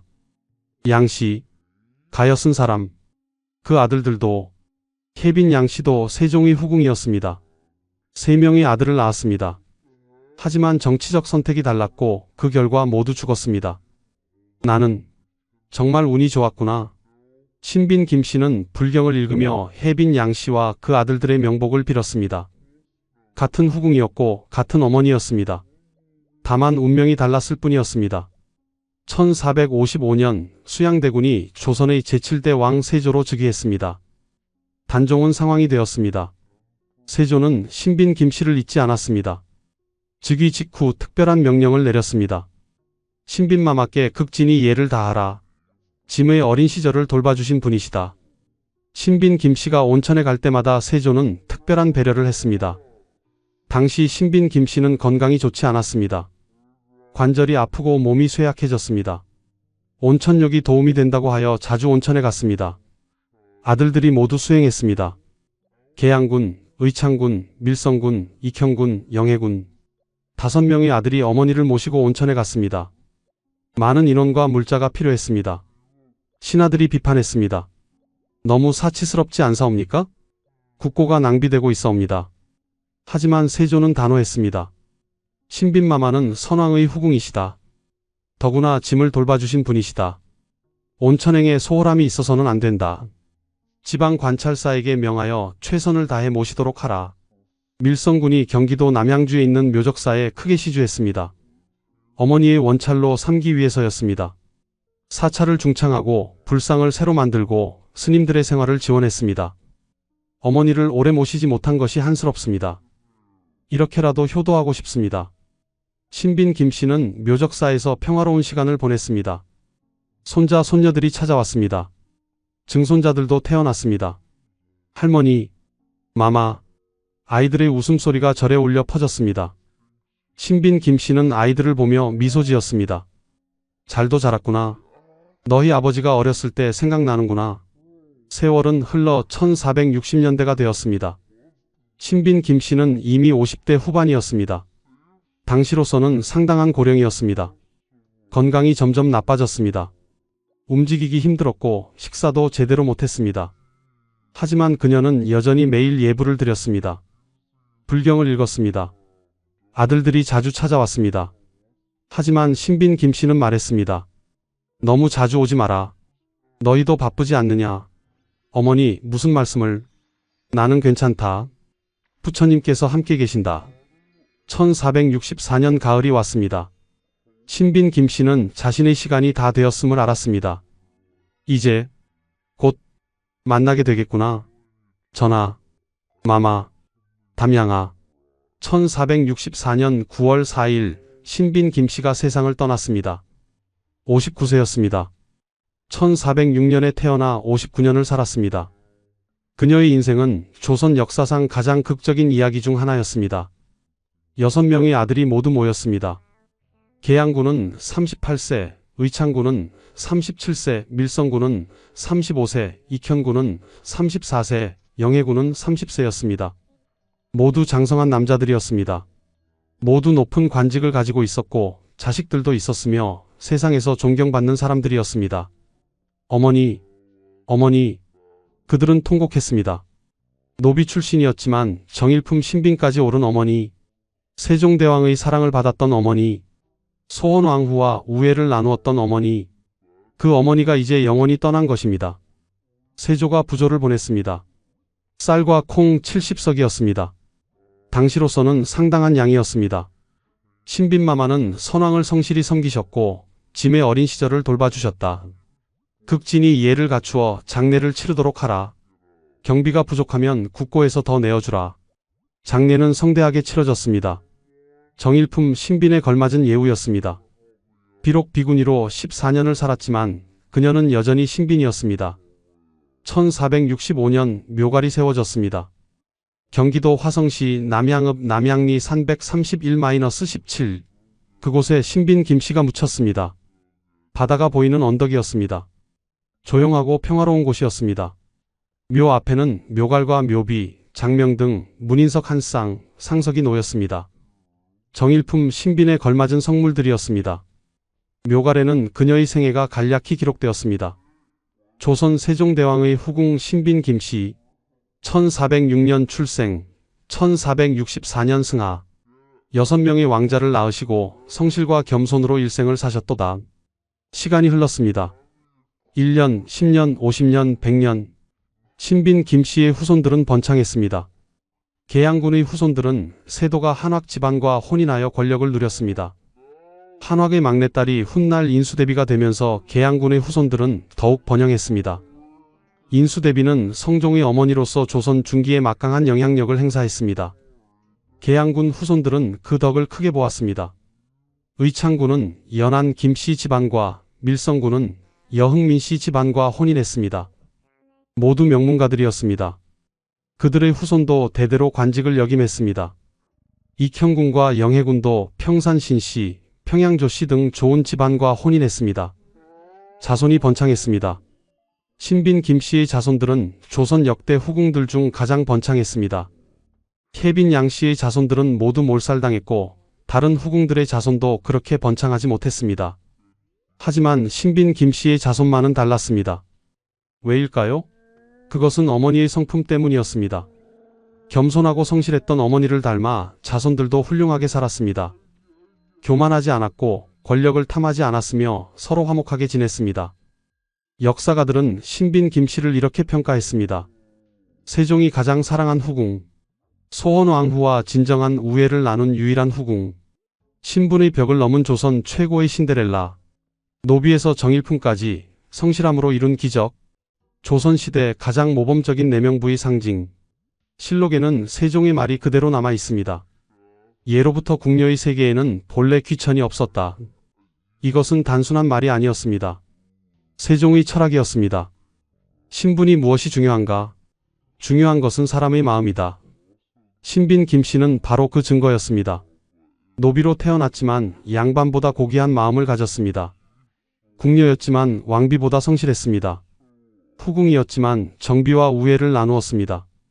신빈이었지만 교만하지 않았습니다. 세종은 바로 이것을 본 것입니다. 겉모습이 아니라 마음을, 신분이 아니라 인품을, 그래서 노비 출신 여인을 정일품까지 올린 것입니다. 그리고 소원왕후, 그녀도 위대한 여인이었습니다. 자신의 남편이 후궁을 사랑하는 것을 질투하지 않았습니다. 오히려 그 후궁을 신뢰하고 아꼈습니다. 심지어 자신의 막내 아들을 맡길 정도로 믿었습니다. 이것이 진정한 품격입니다. 질투하지 않고 시기하지 않고 상대를 인정하는 것. 소원왕후는 신빈 김씨의 인품을 알아보았습니다. 그래서 함께 조선 역사상 가장 평화로운 내명부를 만들었습니다. 500년이 넘는 조선 역사에서 이런 사례는 다시 나오지 않았습니다. 왕비와 후궁이 이렇게 화목하게 지낸 경우는 없었습니다. 대부분의 경우 질투와 음모, 갈등과 비극이 있었습니다. 희빈 장씨와 인현 왕후의 비극, 장녹수와 연산군의 관기, 수많은 후궁들이 권력을 탐하다가 멸문지화를 당했습니다. 하지만 신빈 김씨는 달랐습니다. 권력을 탐하지 않았고 교만하지 않았으며 겸손하게 살았습니다. 그 결과 자손이 번창하고 이름이 역사에 남았으며 오늘날까지 존경받고 있습니다. 1994년 12월 24일 신빈 김씨의 묘역은 경기도 기념물 제153호로 지정되었습니다. 530년이 지난 후에도 그녀는 기억되고 있었습니다. 그녀의 삶이 특별했기 때문입니다. 지금도 화성시에 가면 신빈 김씨의 묘를 볼 수 있습니다. 깔끔하게 관리된 묘역입니다. 후손들이 대대로 돌보고 있습니다. 매년 제사를 지내고 묘역을 정비하고 선조의 이야기를 자손들에게 전하고 있습니다. 묘 앞에 서면 생각하게 됩니다. 이 여인은 어떤 삶을 살았을까?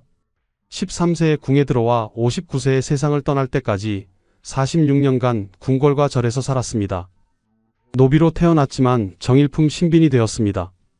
세종대왕의 사랑을 받았고 소원왕후의 신뢰를 얻었으며 6명의 왕자를 낳았습니다. 조선 역사상 가장 극적인 인생이었습니다. 하지만 그녀가 가장 행복했던 시간은 언제였을까요? 정일품 신빈으로 책봉되었을 때? 화려한 의복을 입고 궁녀들의 시중을 받던 그때? 아들들이 왕자로 봉해지던 순간? 세조가 되는 수양대군을 돌보며 미래의 왕과 특별한 인연을 맺던 그 시절? 아니었을지도 모릅니다.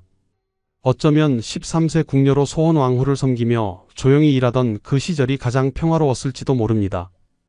아무런 욕심 없이 그저 성실하게 살던 그때, 복잡한 권력 다툼도 없고 후궁들 사이의 질투도 없고 정치적 선택에 대한 고민도 없던 그 순수했던 시절, 또는 비구니가 되어 절에서 불경을 읽던 마지막 14년이 진정으로 평온했을지도 모릅니다.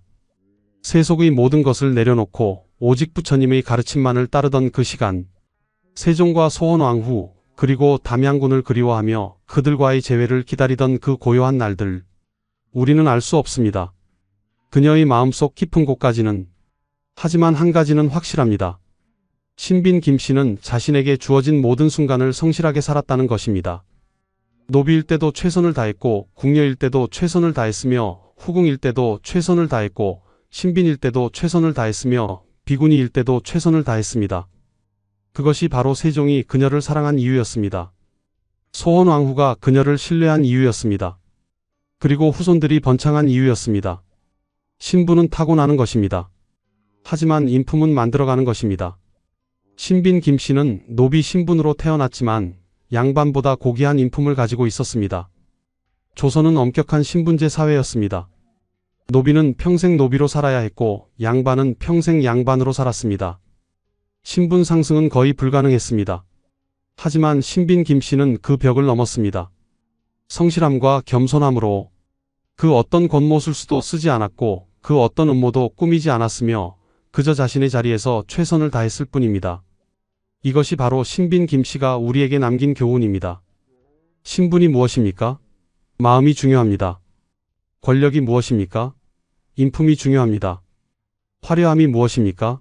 성실함이 중요합니다. 지위가 무엇입니까? 겸손함이 중요합니다.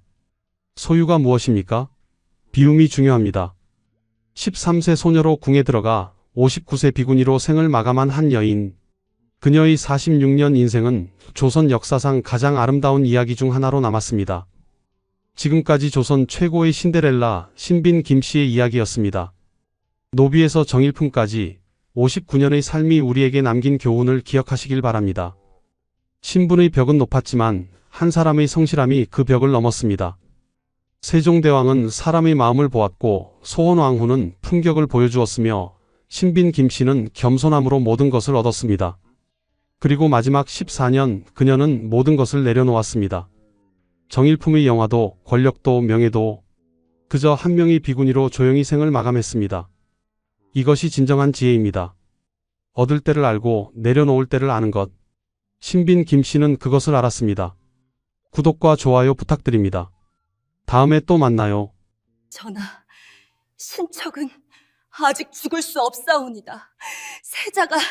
세자가 있지 않사오니까. 천안 무수리로 시작해 조선의 왕비까지 올랐지만 결국 취선당에서 사약을 받아야 했던 여인. 조선 500년 역사에서 단 한 명 후궁에서 왕비가 된 여인. 21년간 왕의 사랑을 독차지했지만 하루아침에 모든 것을 잃은 여인.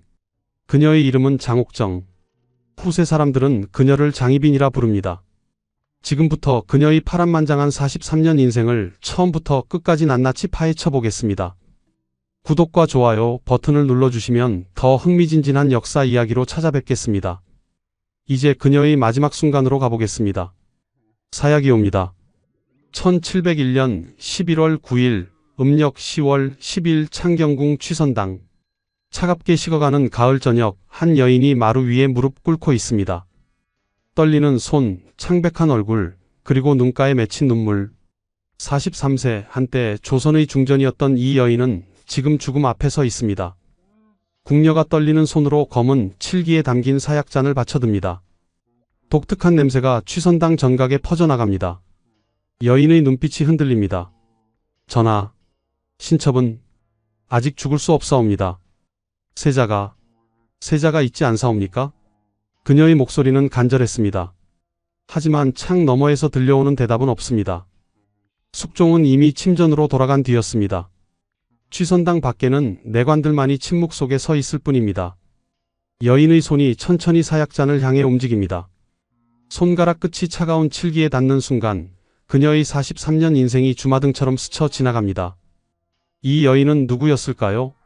조선 역사상 단 한 명 후궁의 신분에서 왕비의 자리에 오른 여인. 천안 무수리로 궁궐에 들어와 21년간 숙종의 총애를 받았던 여인.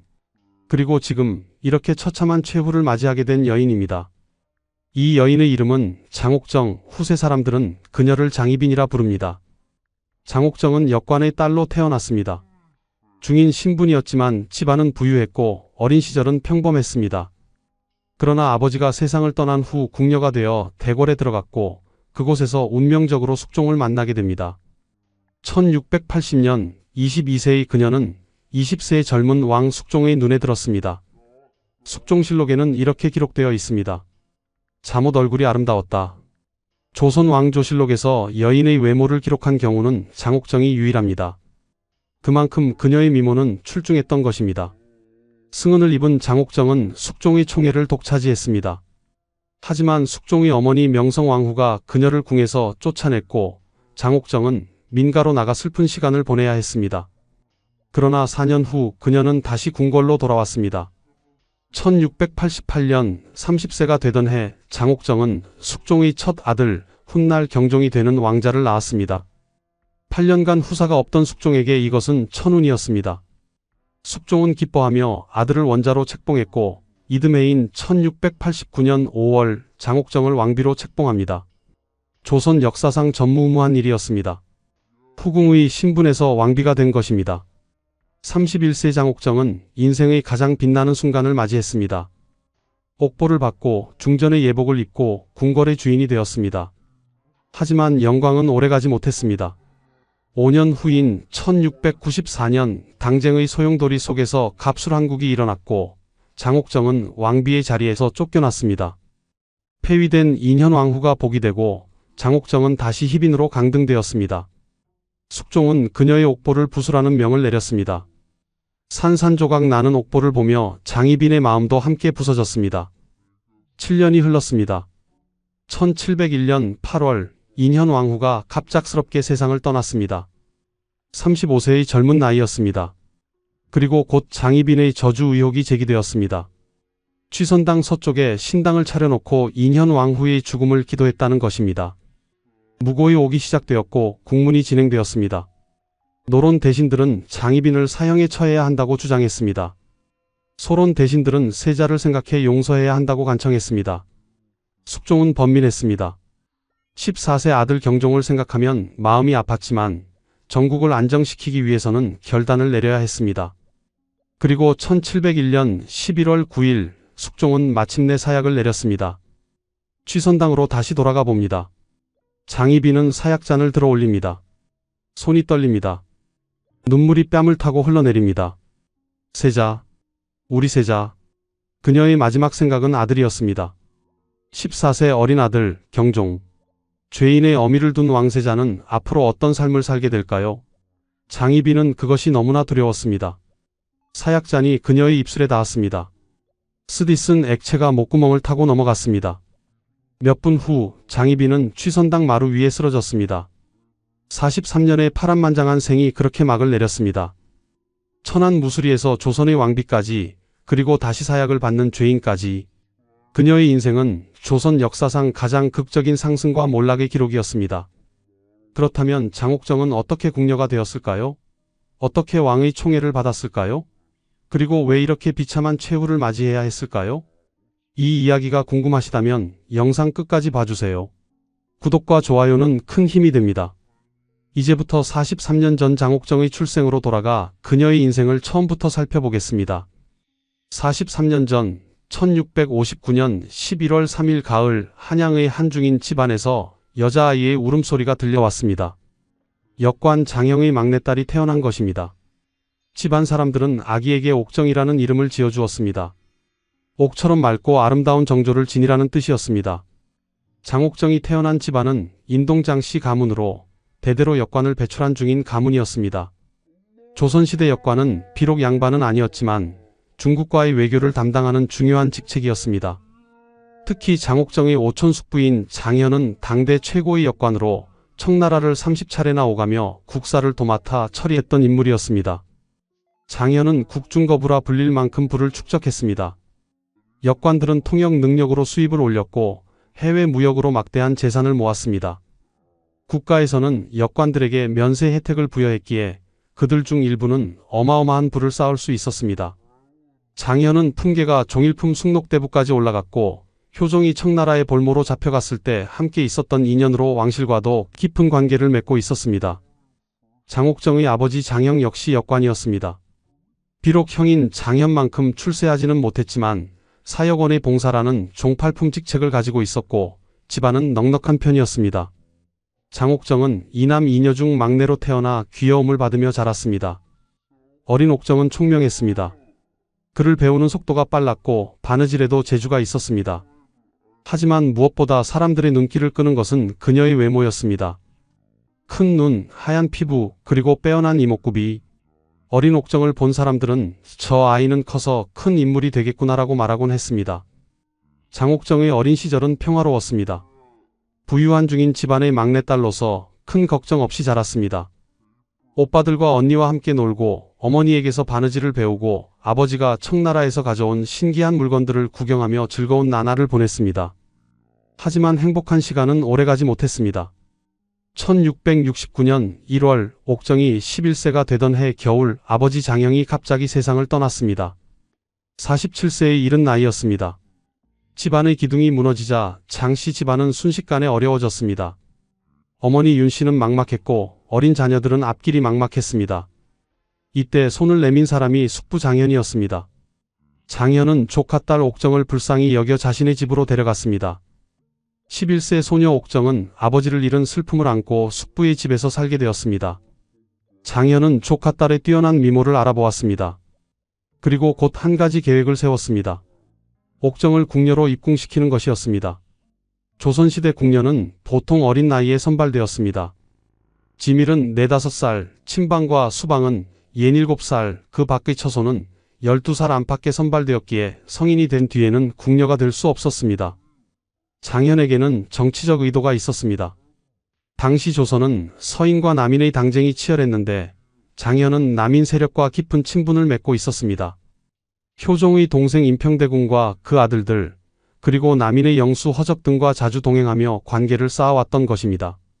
만약 조카딸이 궁녀가 되어 왕의 눈에 든다면 그것은 집안과 남인 세력에게 큰 도움이 될 것이었습니다.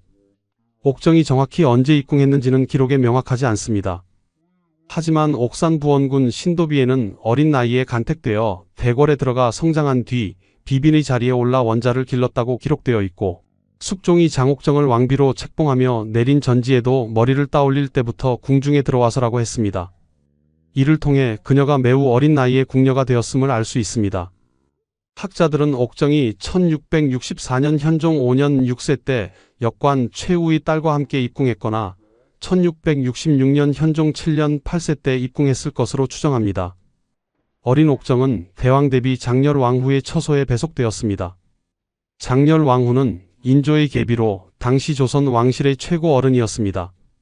인조가 43세 때 14세의 어린 나이로 왕비가 되어 찬밥 신세로 지냈고 며느리 명성왕후의 기에 눌려 외로운 말년을 보내고 있던 장렬 왕후는 어린 궁녀 옥정을 각별히 아꼈습니다.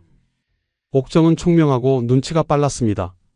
대왕 대비가 무엇을 원하는지 먼저 알아채고 말동무가 되어주며 외로운 노년의 위로가 되어주었습니다. 장렬 왕후는 옥정을 친손녀처럼 아꼈고 옥정 역시 대왕 대비를 진심으로 따랐습니다. 그렇게 세월이 흘렀습니다. 어린 궁녀였던 옥정은 점점 아름다운 여인으로 성장했습니다. 키가 훤칠하고 피부는 하얗고 눈빛은 맑았습니다. 궁궐 사람들은 옥정을 볼 때마다 감탄했습니다. 1674년 조선에 큰 변화가 찾아왔습니다. 현종이 세상을 떠나고 14세의 어린 왕 숙종이 즉위한 것입니다. 이때 옥정은 16세였습니다. 젊은 왕 숙종은 매일 아침 저녁으로 대왕 대비 장렬 왕후께 문안을 드렸습니다. 그때마다 숙종의 눈에는 대왕 대비를 시중드는 아름다운 궁녀가 들어왔습니다. 바로 장옥정이었습니다. 옥정도 어린 왕을 보며 마음이 설렜습니다. 자신보다 2살 어린 이 소년이 조선의 왕이라니 신기하기도 하고 멋있어 보이기도 했습니다. 하지만 그때까지만 해도 둘 사이에는 아무 일도 일어나지 않았습니다. 옥정은 여전히 대왕 대비를 모시는 궁녀였고 숙종은 할머니께 문안을 드리는 손자였을 뿐입니다. 그러나 운명의 시계는 조용히 돌아가고 있었습니다. 6년 후 1680년 둘의 인생을 완전히 바꿔놓을 사건이 일어나게 됩니다. 1680년 10월 26일 창덕궁에 비보가 전해졌습니다. 숙종의 첫 번째 왕비 인경왕후 김씨가 천연두로 세상을 떠난 것입니다. 불과 20세의 젊은 나이였습니다. 숙종은 21세였고 결혼한 지 겨우 3년 만의 일이었습니다. 궁궐은 상복으로 물들었고 모두가 슬픔에 잠겼습니다. 젊은 왕은 첫 번째 부인을 잃은 슬픔에 빠졌습니다. 그 슬픔을 위로해준 사람 중 하나가 바로 장옥정이었습니다. 옥정은 이제 22세의 아름다운 여인으로 성장해 있었습니다. 여전히 대왕 대비 장렬 왕후를 모시고 있었고 숙종이 문안을 올 때마다 조용히 차를 내오고 시중을 들었습니다. 어린 시절 귀엽던 궁녀는 이제 누구도 눈을 뗄 수 없는 미녀가 되어 있었습니다. 인경왕후가 세상을 떠나고 얼마 지나지 않아 숙종은 옥정에게 눈길을 주기 시작했습니다. 처음에는 무심코 바라보는 정도였습니다. 하지만 점점 그녀의 모습이 눈에 밝혔습니다. 차를 따르는 하얀 손, 고개를 숙일 때 드러나는 흰 목덜미, 그리고 맑은 눈동자. 대왕 대비 장렬 왕후는 손자의 마음을 알아챘습니다. 숙종이 옥정을 보는 눈빛이 예사롭지 않았던 것입니다. 할머니는 손자에게 물었습니다. 주상, 저 아이가 마음에 드는가? 숙종은 얼굴을 붉히며 대답하지 못했습니다. 하지만 대왕 대비는 이미 다 알고 있었습니다. 그 아이는 착하고 예쁜 아이니라. 주상께서 원하신다면. 그렇게 해서 1680년 늦가을 장옥정은 숙종의 승은을 입게 되었습니다. 22세 옥정과 20세 숙종 두 젊은이는 운명적인 만남을 가졌습니다. 숙종실록에는 이렇게 기록되어 있습니다. 잠옷 얼굴이 아름다웠다. 조선 왕조 500년 역사에서 여인의 외모를 이렇게 직접적으로 칭찬한 기록은 장옥정이 유일합니다. 그만큼 그녀의 미모는 출중했고 왕의 총애는 깊었습니다. 숙종은 옥정에게 완전히 빠져들었습니다. 매일 그녀를 불렀고 함께 시간을 보냈습니다. 옥정 역시 숙종을 진심으로 따랐습니다. 자신보다 한 살 어리지만 조선의 왕인 이 남자는 매력적이었습니다. 총명하고 결단력 있고 때로는 소년처럼 순수했습니다. 하지만 이 사랑은 곧 위기를 맞이합니다. 숙종의 어머니 명성왕후가 이 관계를 알게 된 것입니다. 명성왕후는 강한 성격의 여인이었습니다. 그녀는 서인 세력의 핵심 가문 출신이었고 정치적 감각이 뛰어났습니다. 아들 숙종이 감정적이고 충동적인 성격이라는 것을 잘 알고 있던 그녀는 장옥정이 위험한 존재가 될 수 있다고 판단했습니다. 무엇보다 문제는 장옥정의 배경이었습니다. 그녀의 숙부 장현은 남인 세력과 깊은 관계를 맺고 있었습니다. 1680년은 경신왕국이 일어난 해로 남인이 몰락하고 서인이 집권한 시기였습니다. 장현 역시 남인과의 친분 때문에 함경도로 유배를 갔습니다. 명성왕후는 결심했습니다. 장옥정을 궁에서 내보내야 한다고. 1680년 겨울 명성왕후는 숙종을 불렀습니다. 주상, 저 장씨 궁녀를 내보내야 하옵니다. 어마마마, 무슨 말씀이십니까? 저 계집은 매우 간사하고 악독하옵니다. 주상께서는 평일에도 기쁨과 노여움의 감정이 느닷없이 일어나시는데 만약 저 계집의 꿰물 받으시게 되면 국가의 화가 될 것이옵니다. 숙종은 항변했지만 소용없었습니다. 어머니의 명은 절대적이었습니다. 결국 장옥정은 궁에서 쫓겨나야 했습니다. 출궁 명령을 받은 날 밤 옥정과 숙종은 마지막 시간을 가졌습니다. 주상, 신첩이 정령 가야 하옵니까? 옥정아, 미안하다. 내가 힘이 없구나. 신첩은 기다리겠나이다. 주상께서 부르실 때까지. 둘은 눈물을 흘리며 이별했습니다. 22세 장옥정은 민가로 나갔습니다. 하지만 그녀가 완전히 버려진 것은 아니었습니다. 대왕 대비 장렬 왕후가 손녀처럼 아끼던 옥정을 그냥 둘 수 없었던 것입니다. 대왕 대비는 친필로 편지를 써서 자신의 친정 진려이자 숭선군의 부인 신씨에게 옥정을 보호해달라고 부탁했습니다. 숭선군 부인 신씨는 옥정을 자신의 집에 머물게 하며 돌봐주었습니다. 옥정은 그곳에서 매일 궁궐 방향을 바라보며 눈물을 흘렸습니다. 숙종도 옥정을 잊지 못했습니다. 정무를 보다가도 밤에 잠을 자다가도 옥정의 얼굴이 떠올랐습니다. 한편 궁궐에서는 새로운 왕비를 간택하는 작업이 시작되었습니다. 옥정이 출궁한 지 불과 2개월 후인 1681년 1월 계비 간택령이 내려졌습니다. 명성왕후와 서인 세력의 영수 송시열은 서인 가문의 규수를 새 왕비로 간택하기로 결정했습니다. 1681년 5월 14일 숙종과 민씨의 가례가 올려졌습니다. 새 왕비는 여흥민씨 민유중의 딸로 서인 세력의 핵심 가문 출신이었습니다. 외할아버지는 송중길로, 송시열과 함께 서인 노론의 대표적 이론가였습니다. 이때 숙종은 21세, 새 왕비 민씨는 15세였습니다. 훗날 인현왕후라 불리게 될 이 여인이 바로 장옥정의 평생 라이벌이 됩니다. 민씨는 온화하고 덕성스러운 성품으로 유명했습니다. 어릴 때부터 겸손하고 웃는 얼굴로 사람들을 대했다고 합니다.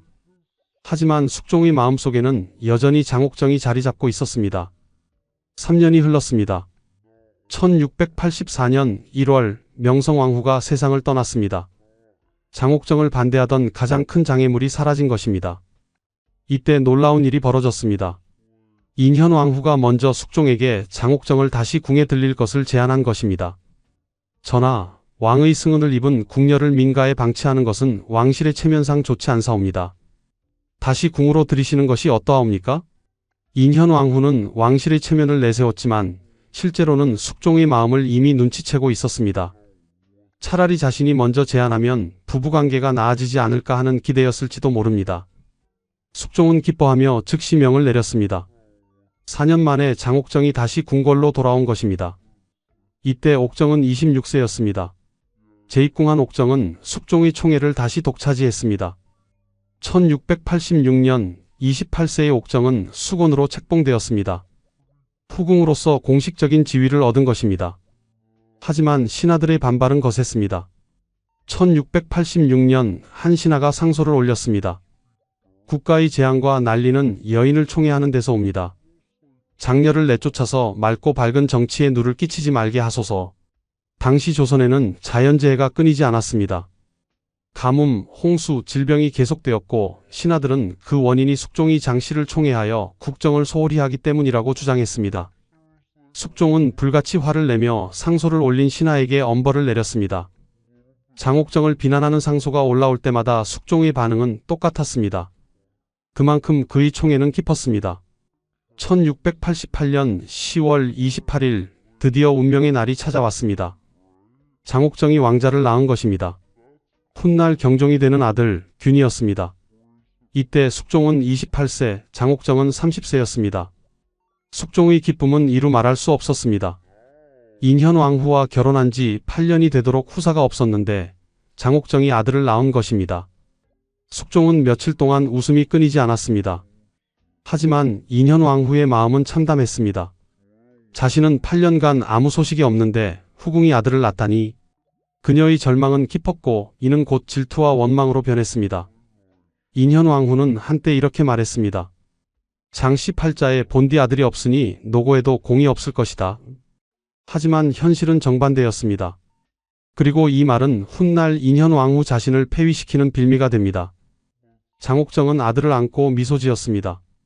이제 그녀는 단순한 후궁이 아니었습니다. 왕자를 낳은 어머니였습니다. 그리고 곧 그녀는 조선 역사상 유일한 기록을 세우게 됩니다. 1689년 새해가 밝았습니다. 궁궐은 새로운 긴장감에 휩싸여 있었습니다. 왕자 균이 태어난 지 3개월이 채 되지 않았지만 숙종은 이미 중대한 결정을 내린 상태였습니다. 1월의 어느 날 숙종은 대신들을 불러 모았습니다. 그리고 단호한 목소리로 말했습니다. 국본을 정하지 못해 민심이 매인 곳이 없다. 지금 새로 태어난 왕자를 원자로서 명호를 정하려 한다. 이의를 제기하는 자가 있다면 벼슬을 바치고 물러가라.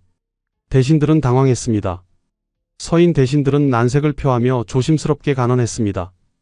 전하, 아직 중전마마께서 후사를 보실 가능성이 있사옵니다. 몇 년을 기다려보시는 것이 어떠하옵니까? 하지만 숙종은 단호했습니다. 세자가 정해지지 않으면 민심이 안정되지 못한다.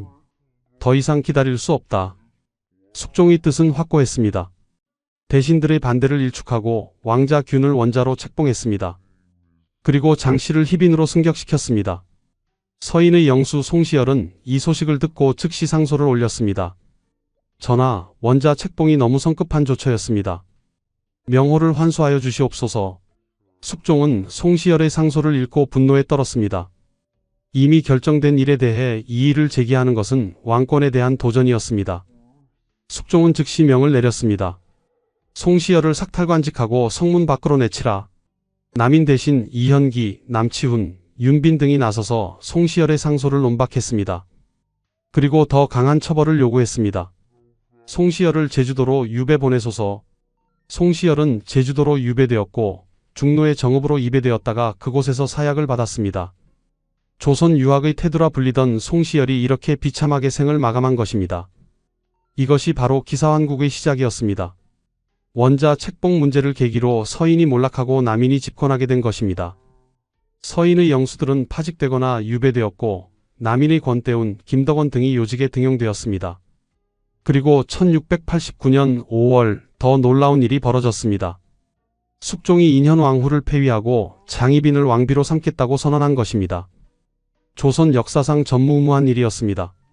본처를 폐위하고 첩을 왕비로 삼는다니 유교 국가조선에서 있을 수 없는 일이었습니다.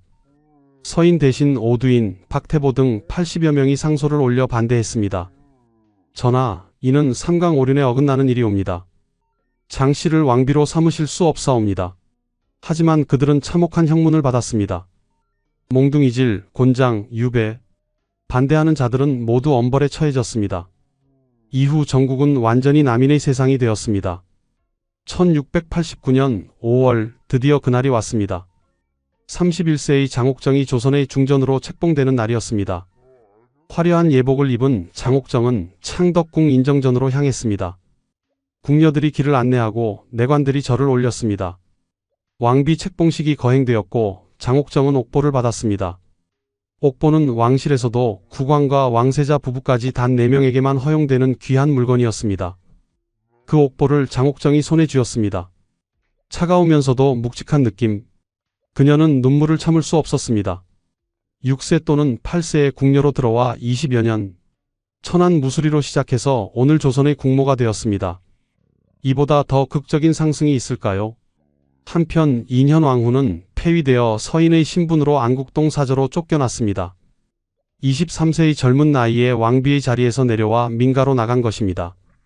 인현왕후의 슬픔과 굴욕은 이루 말할 수 없었습니다. 장희빈은 이제 조선의 중전이었습니다. 궁궐의 주인이었고 모든 후궁과 궁녀들의 윗사람이었습니다. 신하들이 절을 올렸고 백성들은 그녀를 국모로 받들었습니다. 1690년 왕자 균이 2세가 되었을 때 세자로 책봉되었습니다. 장희빈의 아들이 공식적으로 다음 왕으로 정해진 것입니다. 장희빈은 모든 것을 얻었습니다. 왕비의 지위, 세자의 어머니, 그리고 숙종의 사랑. 31세 여인의 인생에서 가장 빛나는 순간이었습니다. 밤에 홀로 침전에 앉아 있을 때 장희빈은 가끔 지난 세월을 떠올렸습니다.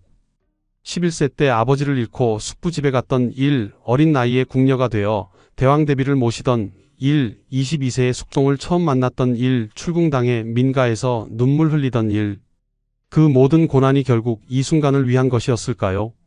장희빈은 옥보를 어루만지며 미소 지었습니다. 이제 나는 왕비다. 아무도 나를 함부로 할 수 없다. 하지만 그녀는 몰랐습니다. 이 영광이 단 5년밖에 지속되지 않을 것을. 그리고 그 5년이 얼마나 처절한 싸움의 연속일지, 더 나아가 그 끝에 무엇이 기다리고 있는지.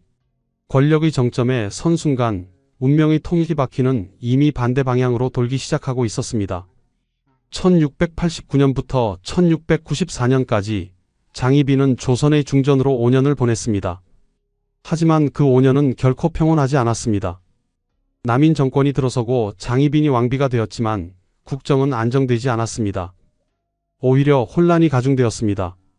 남인 대신들은 서인을 완전히 제거하려 했고 과도한 숙청이 이어졌습니다. 백성들의 삶은 나아지지 않았고 자연재해는 계속되었습니다. 숙종은 점점 회의에 빠져들었습니다. 정말 이것이 올바른 선택이었을까? 송시열을 죽이고 인현왕후를 폐위하고 장씨를 왕비로 삼은 것이 과연 옳았을까? 장희빈의 오빠 장희제도 문제였습니다. 누이가 왕비가 되자 장희제는 권세를 부리기 시작했습니다. 재물을 끌어모았고 방자하게 행동했습니다. 1683년 포도부장이었던 장희제는 이제 아무도 함부로 할 수 없는 존재가 되어 있었습니다. 신하들은 불만을 품기 시작했습니다. 남인 대신들조차 장희제의 행태에 눈살을 찌푸렸습니다. 하지만 왕비의 오빠를 함부로 건드릴 수는 없었습니다. 한편 안국동 사저에 유폐된 인현왕후는 매일 눈물로 세월을 보냈습니다. 한때 조선의 국모였던 그녀는 이제 서인의 신분으로 작은 집에 갇혀 있었습니다. 서인 세력은 인현 왕후를 복위시키려는 계획을 조용히 진행하고 있었습니다. 민간에서는 이상한 소문이 돌기 시작했습니다. 장희빈이 무속을 믿어 구슬하고 인현 왕후를 저주한다는 소문이었습니다. 물론 확실한 증거는 없었습니다. 하지만 소문은 점점 퍼져나갔습니다. 1694년 결정적인 사건이 터졌습니다. 서인 김춘택, 한중혁 등이 패비 복위 운동을 꾀하다가 발각된 것입니다. 남인의 영수이자 우의정이었던 미남은 이 기회에 서인을 완전히 제거하려 했습니다. 김춘택 등 수십 명을 하옥하고 범위를 넓혀 일대 옥사를 일으켰습니다. 하지만 이것이 오히려 독이 되었습니다. 숙종은 미남의 과도한 처사에 분노했습니다. 그리고 이 사건을 계기로 오랫동안 억눌렀던 후회와 반성이 폭발했습니다. 내가 잘못했구나. 인현 왕후를 폐위한 것은 잘못된 일이었다. 숙종은 결단을 내렸습니다. 1694년 갑술한국을 단행한 것입니다. 미남은 파직되고 사사되었습니다. 권대운, 목내선, 김덕원 등 남인 대신들은 유배되었습니다. 반대로 이미 죽은 송시열, 김수항 등은 복권되었습니다. 남인은 정계에서 완전히 물러나고 서인이 다시 집권했습니다. 그리고 1694년 6월 1일 인현 왕후의 왕비 책봉 의식이 다시 거행되었습니다. 5년 만에 인현 왕후가 복위된 것입니다. 그날 장희빈은 자신의 처소에서 무릎을 꿇고 있었습니다. 숙종의 명이 떨어졌습니다. 장씨의 왕비 자리를 회수한다. 다시 희빈으로 강등한다. 옥보를 부수라. 옥보가 망치로 내리쳐졌습니다. 쾅, 쾅, 쾅. 5년간 그녀의 정체성이었던 그 옥보가 산산조각 났습니다. 장희빈은 그 소리를 들으며 온몸이 떨렸습니다. 아니 되옵니다. 전하. 하지만 아무도 대답하지 않았습니다. 숙종은 이미 인현 왕후를 맞이하러 갔고 신하들은 모두 고개를 돌렸습니다. 36세 장희빈은 그렇게 다시 후궁으로 강등되었습니다. 5년, 단 5년이었습니다. 천안 무수리에서 왕비까지 올라가는데 30년이 걸렸지만 왕비에서 후궁으로 떨어지는 데는 단 하루면 충분했습니다. 장희빈은 취선당으로 거처를 옮겼습니다. 한때 중전으로 살던 대전에서 쫓겨나 후궁의 처소로 돌아간 것입니다. 궁녀들의 눈빛이 달라졌습니다. 신하들은 더 이상 그녀에게 절하지 않았습니다. 밤에 홀로 앉아 있을 때 장희빈은 눈물을 흘렸습니다. 분함, 슬픔, 그리고 두려움. 앞으로 어떻게 되는 걸까? 아들 경종은 어떻게 되는 걸까? 경종은 이제 6세였습니다. 여전히 세자의 지위는 유지되고 있었지만 어머니가 폐위된 세자의 앞날은 불투명했습니다. 장희빈은 이를 악물었습니다. 아직 끝난 게 아니다. 나는 여전히 세자의 어머니야. 인현 왕후는 후사가 없다. 언젠가는 다시. 하지만 그녀의 희망은 점점 사라져갔습니다. 복위된 인현 왕후는 건강했고 숙종의 총애를 받았습니다. 장희빈에게 남은 것은 원한과 질투뿐이었습니다.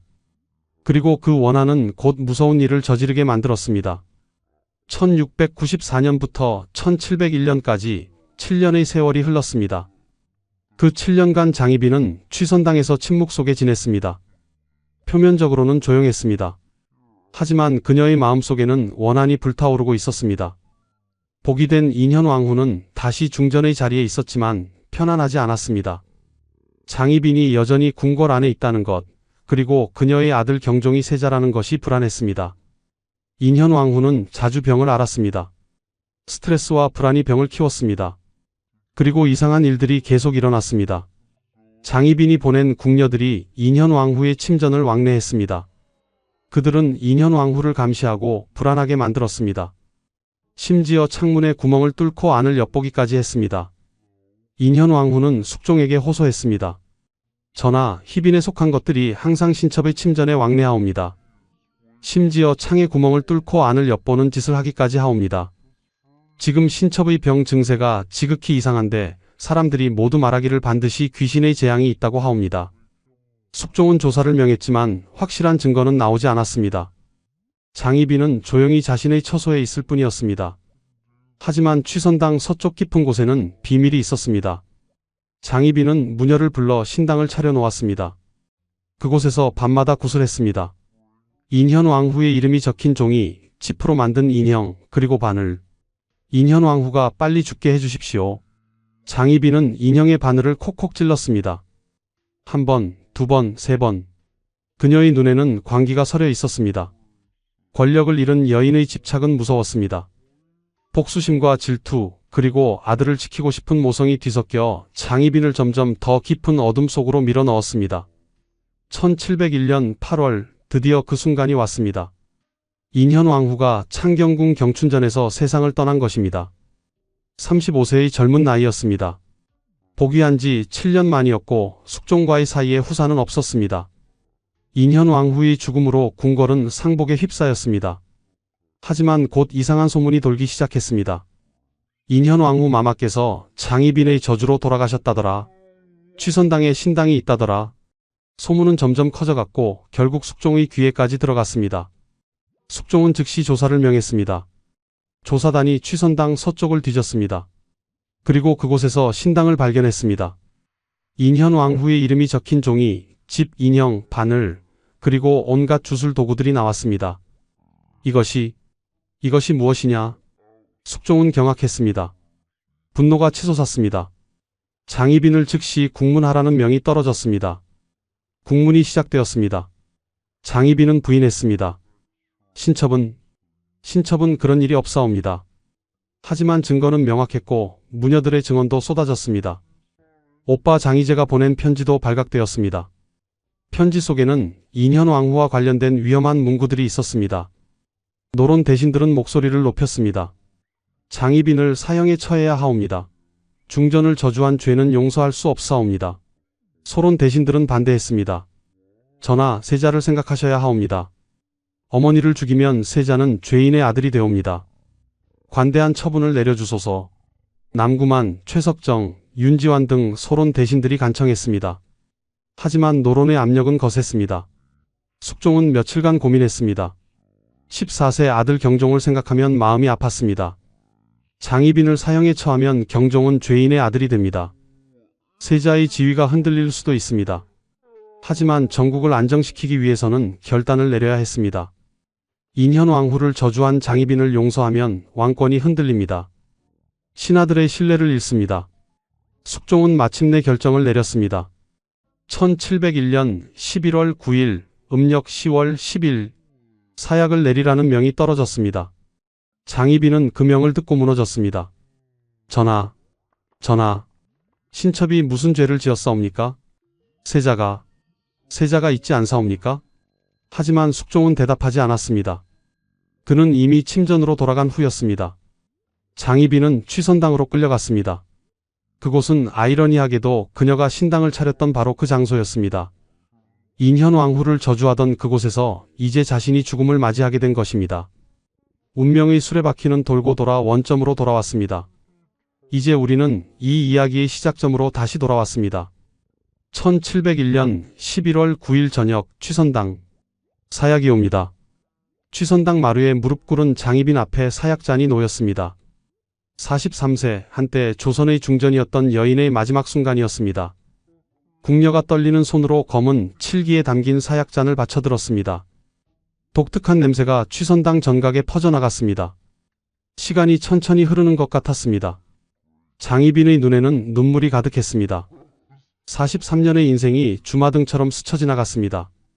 6세 또는 8세 어린 나이에 궁녀가 되어 대궐에 들어갔던 날, 대왕 대비 장렬 왕후를 모시며 조용히 자라던 시절, 22세 운명처럼 숙종을 만났던 그 가을날, 출궁당의 민가에서 눈물 흘리던 밤들, 26세에 다시 궁궐로 돌아와 숙종의 품에 안겼던 순간, 30세 아들 경종을 낳았을 때의 기쁨, 31세 왕비로 책봉되어 옥보를 받았을 때의 환희, 36세 옥보가 산산조각 나며 왕비의 자리에서 쫓겨났을 때의 절망, 그리고 7년간 원한 속에서 살았던 세월, 취선당 서쪽 신당에서 인형의 바늘을 꽂으며 인현왕후의 죽음을 기도했던 밤들, 모든 것이 헛되었습니다.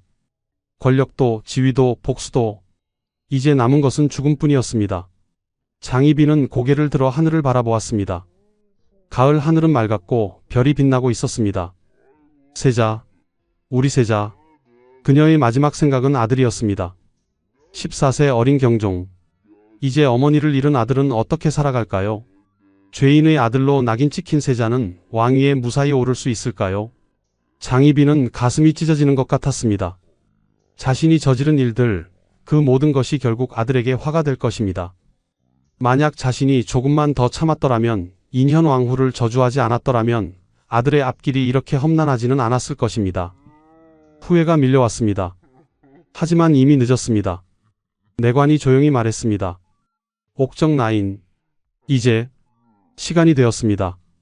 장희빈은 천천히 사약잔을 들어 올렸습니다. 손이 떨렸습니다. 칠기가 달그락거렸습니다. 잠시 머뭇거렸습니다. 정말 이렇게 죽어야 하는 걸까요? 항변하고 싶었습니다. 억울함을 토해내고 싶었습니다. 신첩이 무슨 죄를 지었사옵니까? 인현왕후를 저주한 것이 죄라면 신첩을 폐위하고 출궁시킨 것은 죄가 아니옵니까? 21년을 함께한 정을, 아들을 낳아준 공을 모두 잊으신 것이옵니까? 하지만 아무도 대답하지 않았습니다. 취선당 밖에 서 있는 내관들은 침묵했고 숙종은 이미 멀리 떠나 있었습니다. 장희빈은 눈을 감았습니다. 그리고 마지막으로 숙종을 떠올렸습니다. 20세의 젊고 아름다웠던 왕, 자신을 사랑한다며 매일 밤 불러주던 남자, 원자를 낳았을 때 기뻐하며 웃던 모습, 왕비로 책봉하며 옥정아, 이제 그 누구도 너를 함부로 할 수 없다고 말하던 목소리, 그 모든 사랑이 거짓이었을까요? 아니, 거짓은 아니었을 것입니다. 다만 사랑보다 권력이 더 중요했던 것입니다. 사랑보다 정치가 더 급했던 것입니다. 전하, 신첩은 전하를 사랑했나이다. 마지막 속삭임이었습니다. 장희빈은 사약잔을 입술에 가져다 댔습니다. 쓰디쓴 액체가 입안으로 들어왔습니다. 목구멍을 타고 넘어가는 느낌, 차갑고 쓰라렸습니다. 몇 모금을 마셨습니다. 그리고 잔을 내려놓았습니다. 세자, 부디 무사하기를. 그것이 장희빈의 마지막 말이었습니다. 곧 독이 온몸으로 퍼져나갔습니다. 숨이 가빠지고 가슴이 답답해졌습니다.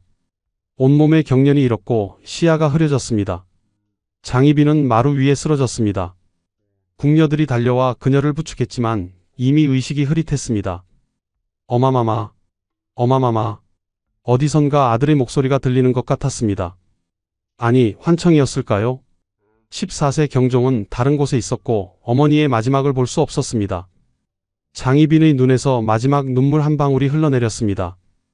그리고 천천히 눈을 감았습니다. 1701년 11월 9일 저녁 취선당에서 장희빈은 숨을 거두었습니다. 43세였습니다. 천안 무수리에서 조선의 왕비까지, 그리고 다시 사약을 받는 죄인까지, 조선 역사상 가장 극적인 상승과 몰락의 기록이 그렇게 막을 내렸습니다. 다음 날 아침 경종은 어머니의 죽음을 전해 들었습니다.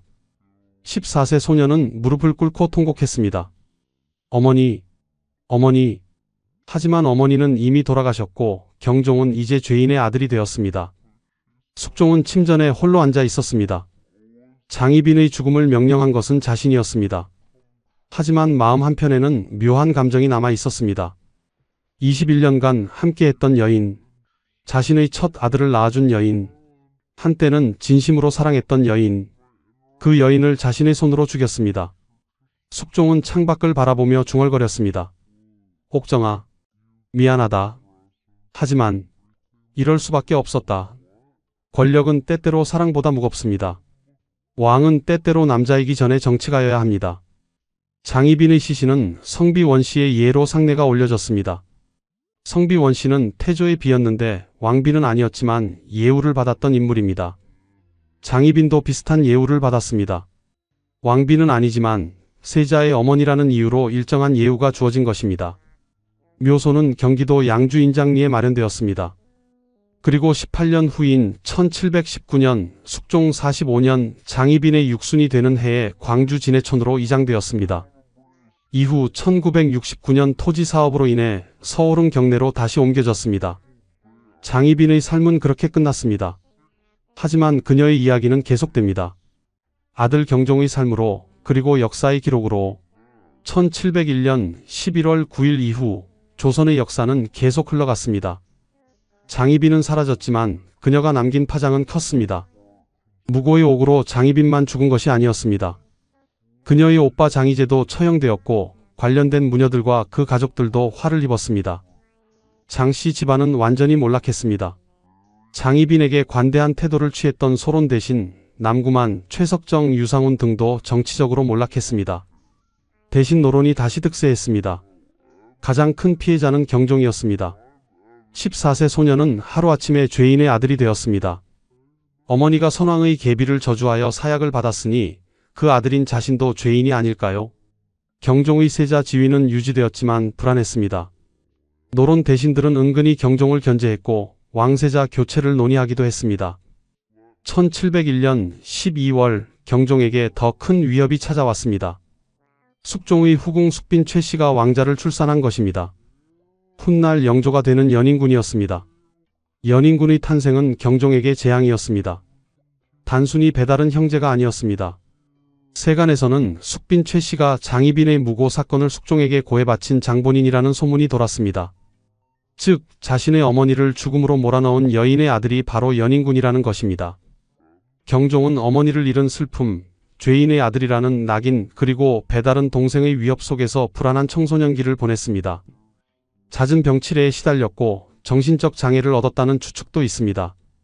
숙종실록에는 한혈증으로 멍청한 상태가 된다든지 앞뒤의 응대가 달라진다든지 하는 증세가 있었다고 기록되어 있습니다. 그럴 수밖에 없었습니다. 어머니의 죽음을 목격하고 끊임없는 정치적 위협 속에서 자란 소년이 정상적일 수 있었을까요? 1717년 숙종 43년 노론의 좌의정 이명은 숙종과 독대한 자리에서 세자 교체를 논의했다고 합니다. 다행히 실행되지는 않았지만 경종은 대신 대리청정을 하게 되었습니다.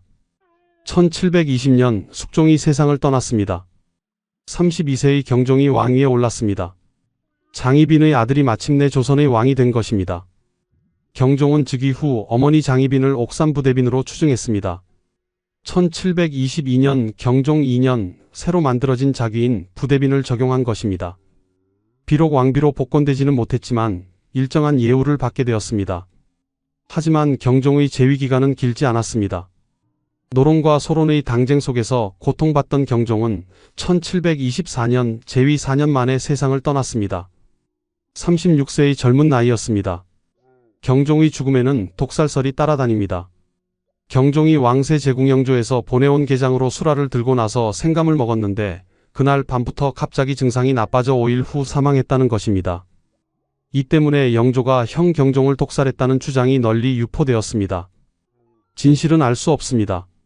하지만 경종의 삶이 고통스러웠다는 것은 분명합니다. 어머니 장희빈의 비극은 결국 아들에게까지 이어진 것입니다. 경종이 죽고 영조가 즉위했습니다. 1725년 영조 즉위년부터 장희빈은 희빈이라는 강칭으로 널리 불리게 되었습니다. 그리고 노론이 집권하면서 장희빈에 대한 부정적 평가가 확대되었습니다. 역사는 승자의 기록입니다. 남인과 함께 몰락한 장희빈은 야사와 소설에서 악녀로 그려지기 시작했습니다. 특히 민진원의 단한만록과 작자미상의 인현왕후전에서 장희빈은 극악무도한 악녀로 묘사되었습니다. 인현왕후전은 민간에 널리 퍼졌고 사람들은 그 이야기를 사실로 믿었습니다.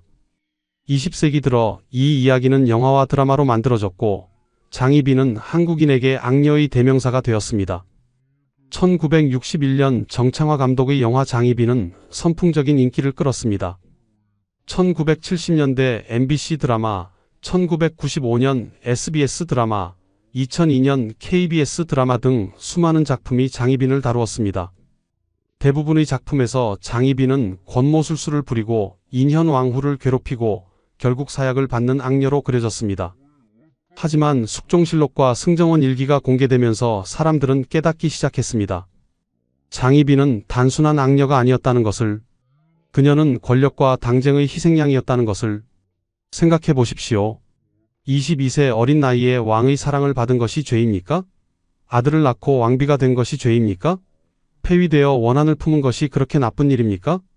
권력을 탐한 것은 과연 장희빈 뿐이었을까요? 숙종은요? 남인과 서인은요? 인현왕후의 가문은요? 모두가 권력을 원했고 모두가 정치적 계산 속에서 움직였습니다. 장희빈은 그 소용돌이 속에서 이용당하고 버려지고 결국 희생당한 여인이었을지도 모릅니다. 인현왕후를 저주한 것은 잘못입니다.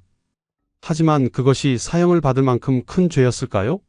만약 장희빈이 남인이 아닌 서인과 연결되어 있었다면 과연 사약을 받았을까요? 역사는 승자의 기록입니다. 노론이 집권하면서 남인과 장희빈은 악으로 규정되었습니다. 하지만 진실은 그렇게 단순하지 않습니다. 장희빈은 어쩌면 시대의 희생양이었습니다. 여성으로서, 중인 신분으로서, 남인과 연결된 인물로서 견딜 수 없는 압박을 받았습니다. 그리고 결국 그 압박에 무너졌습니다.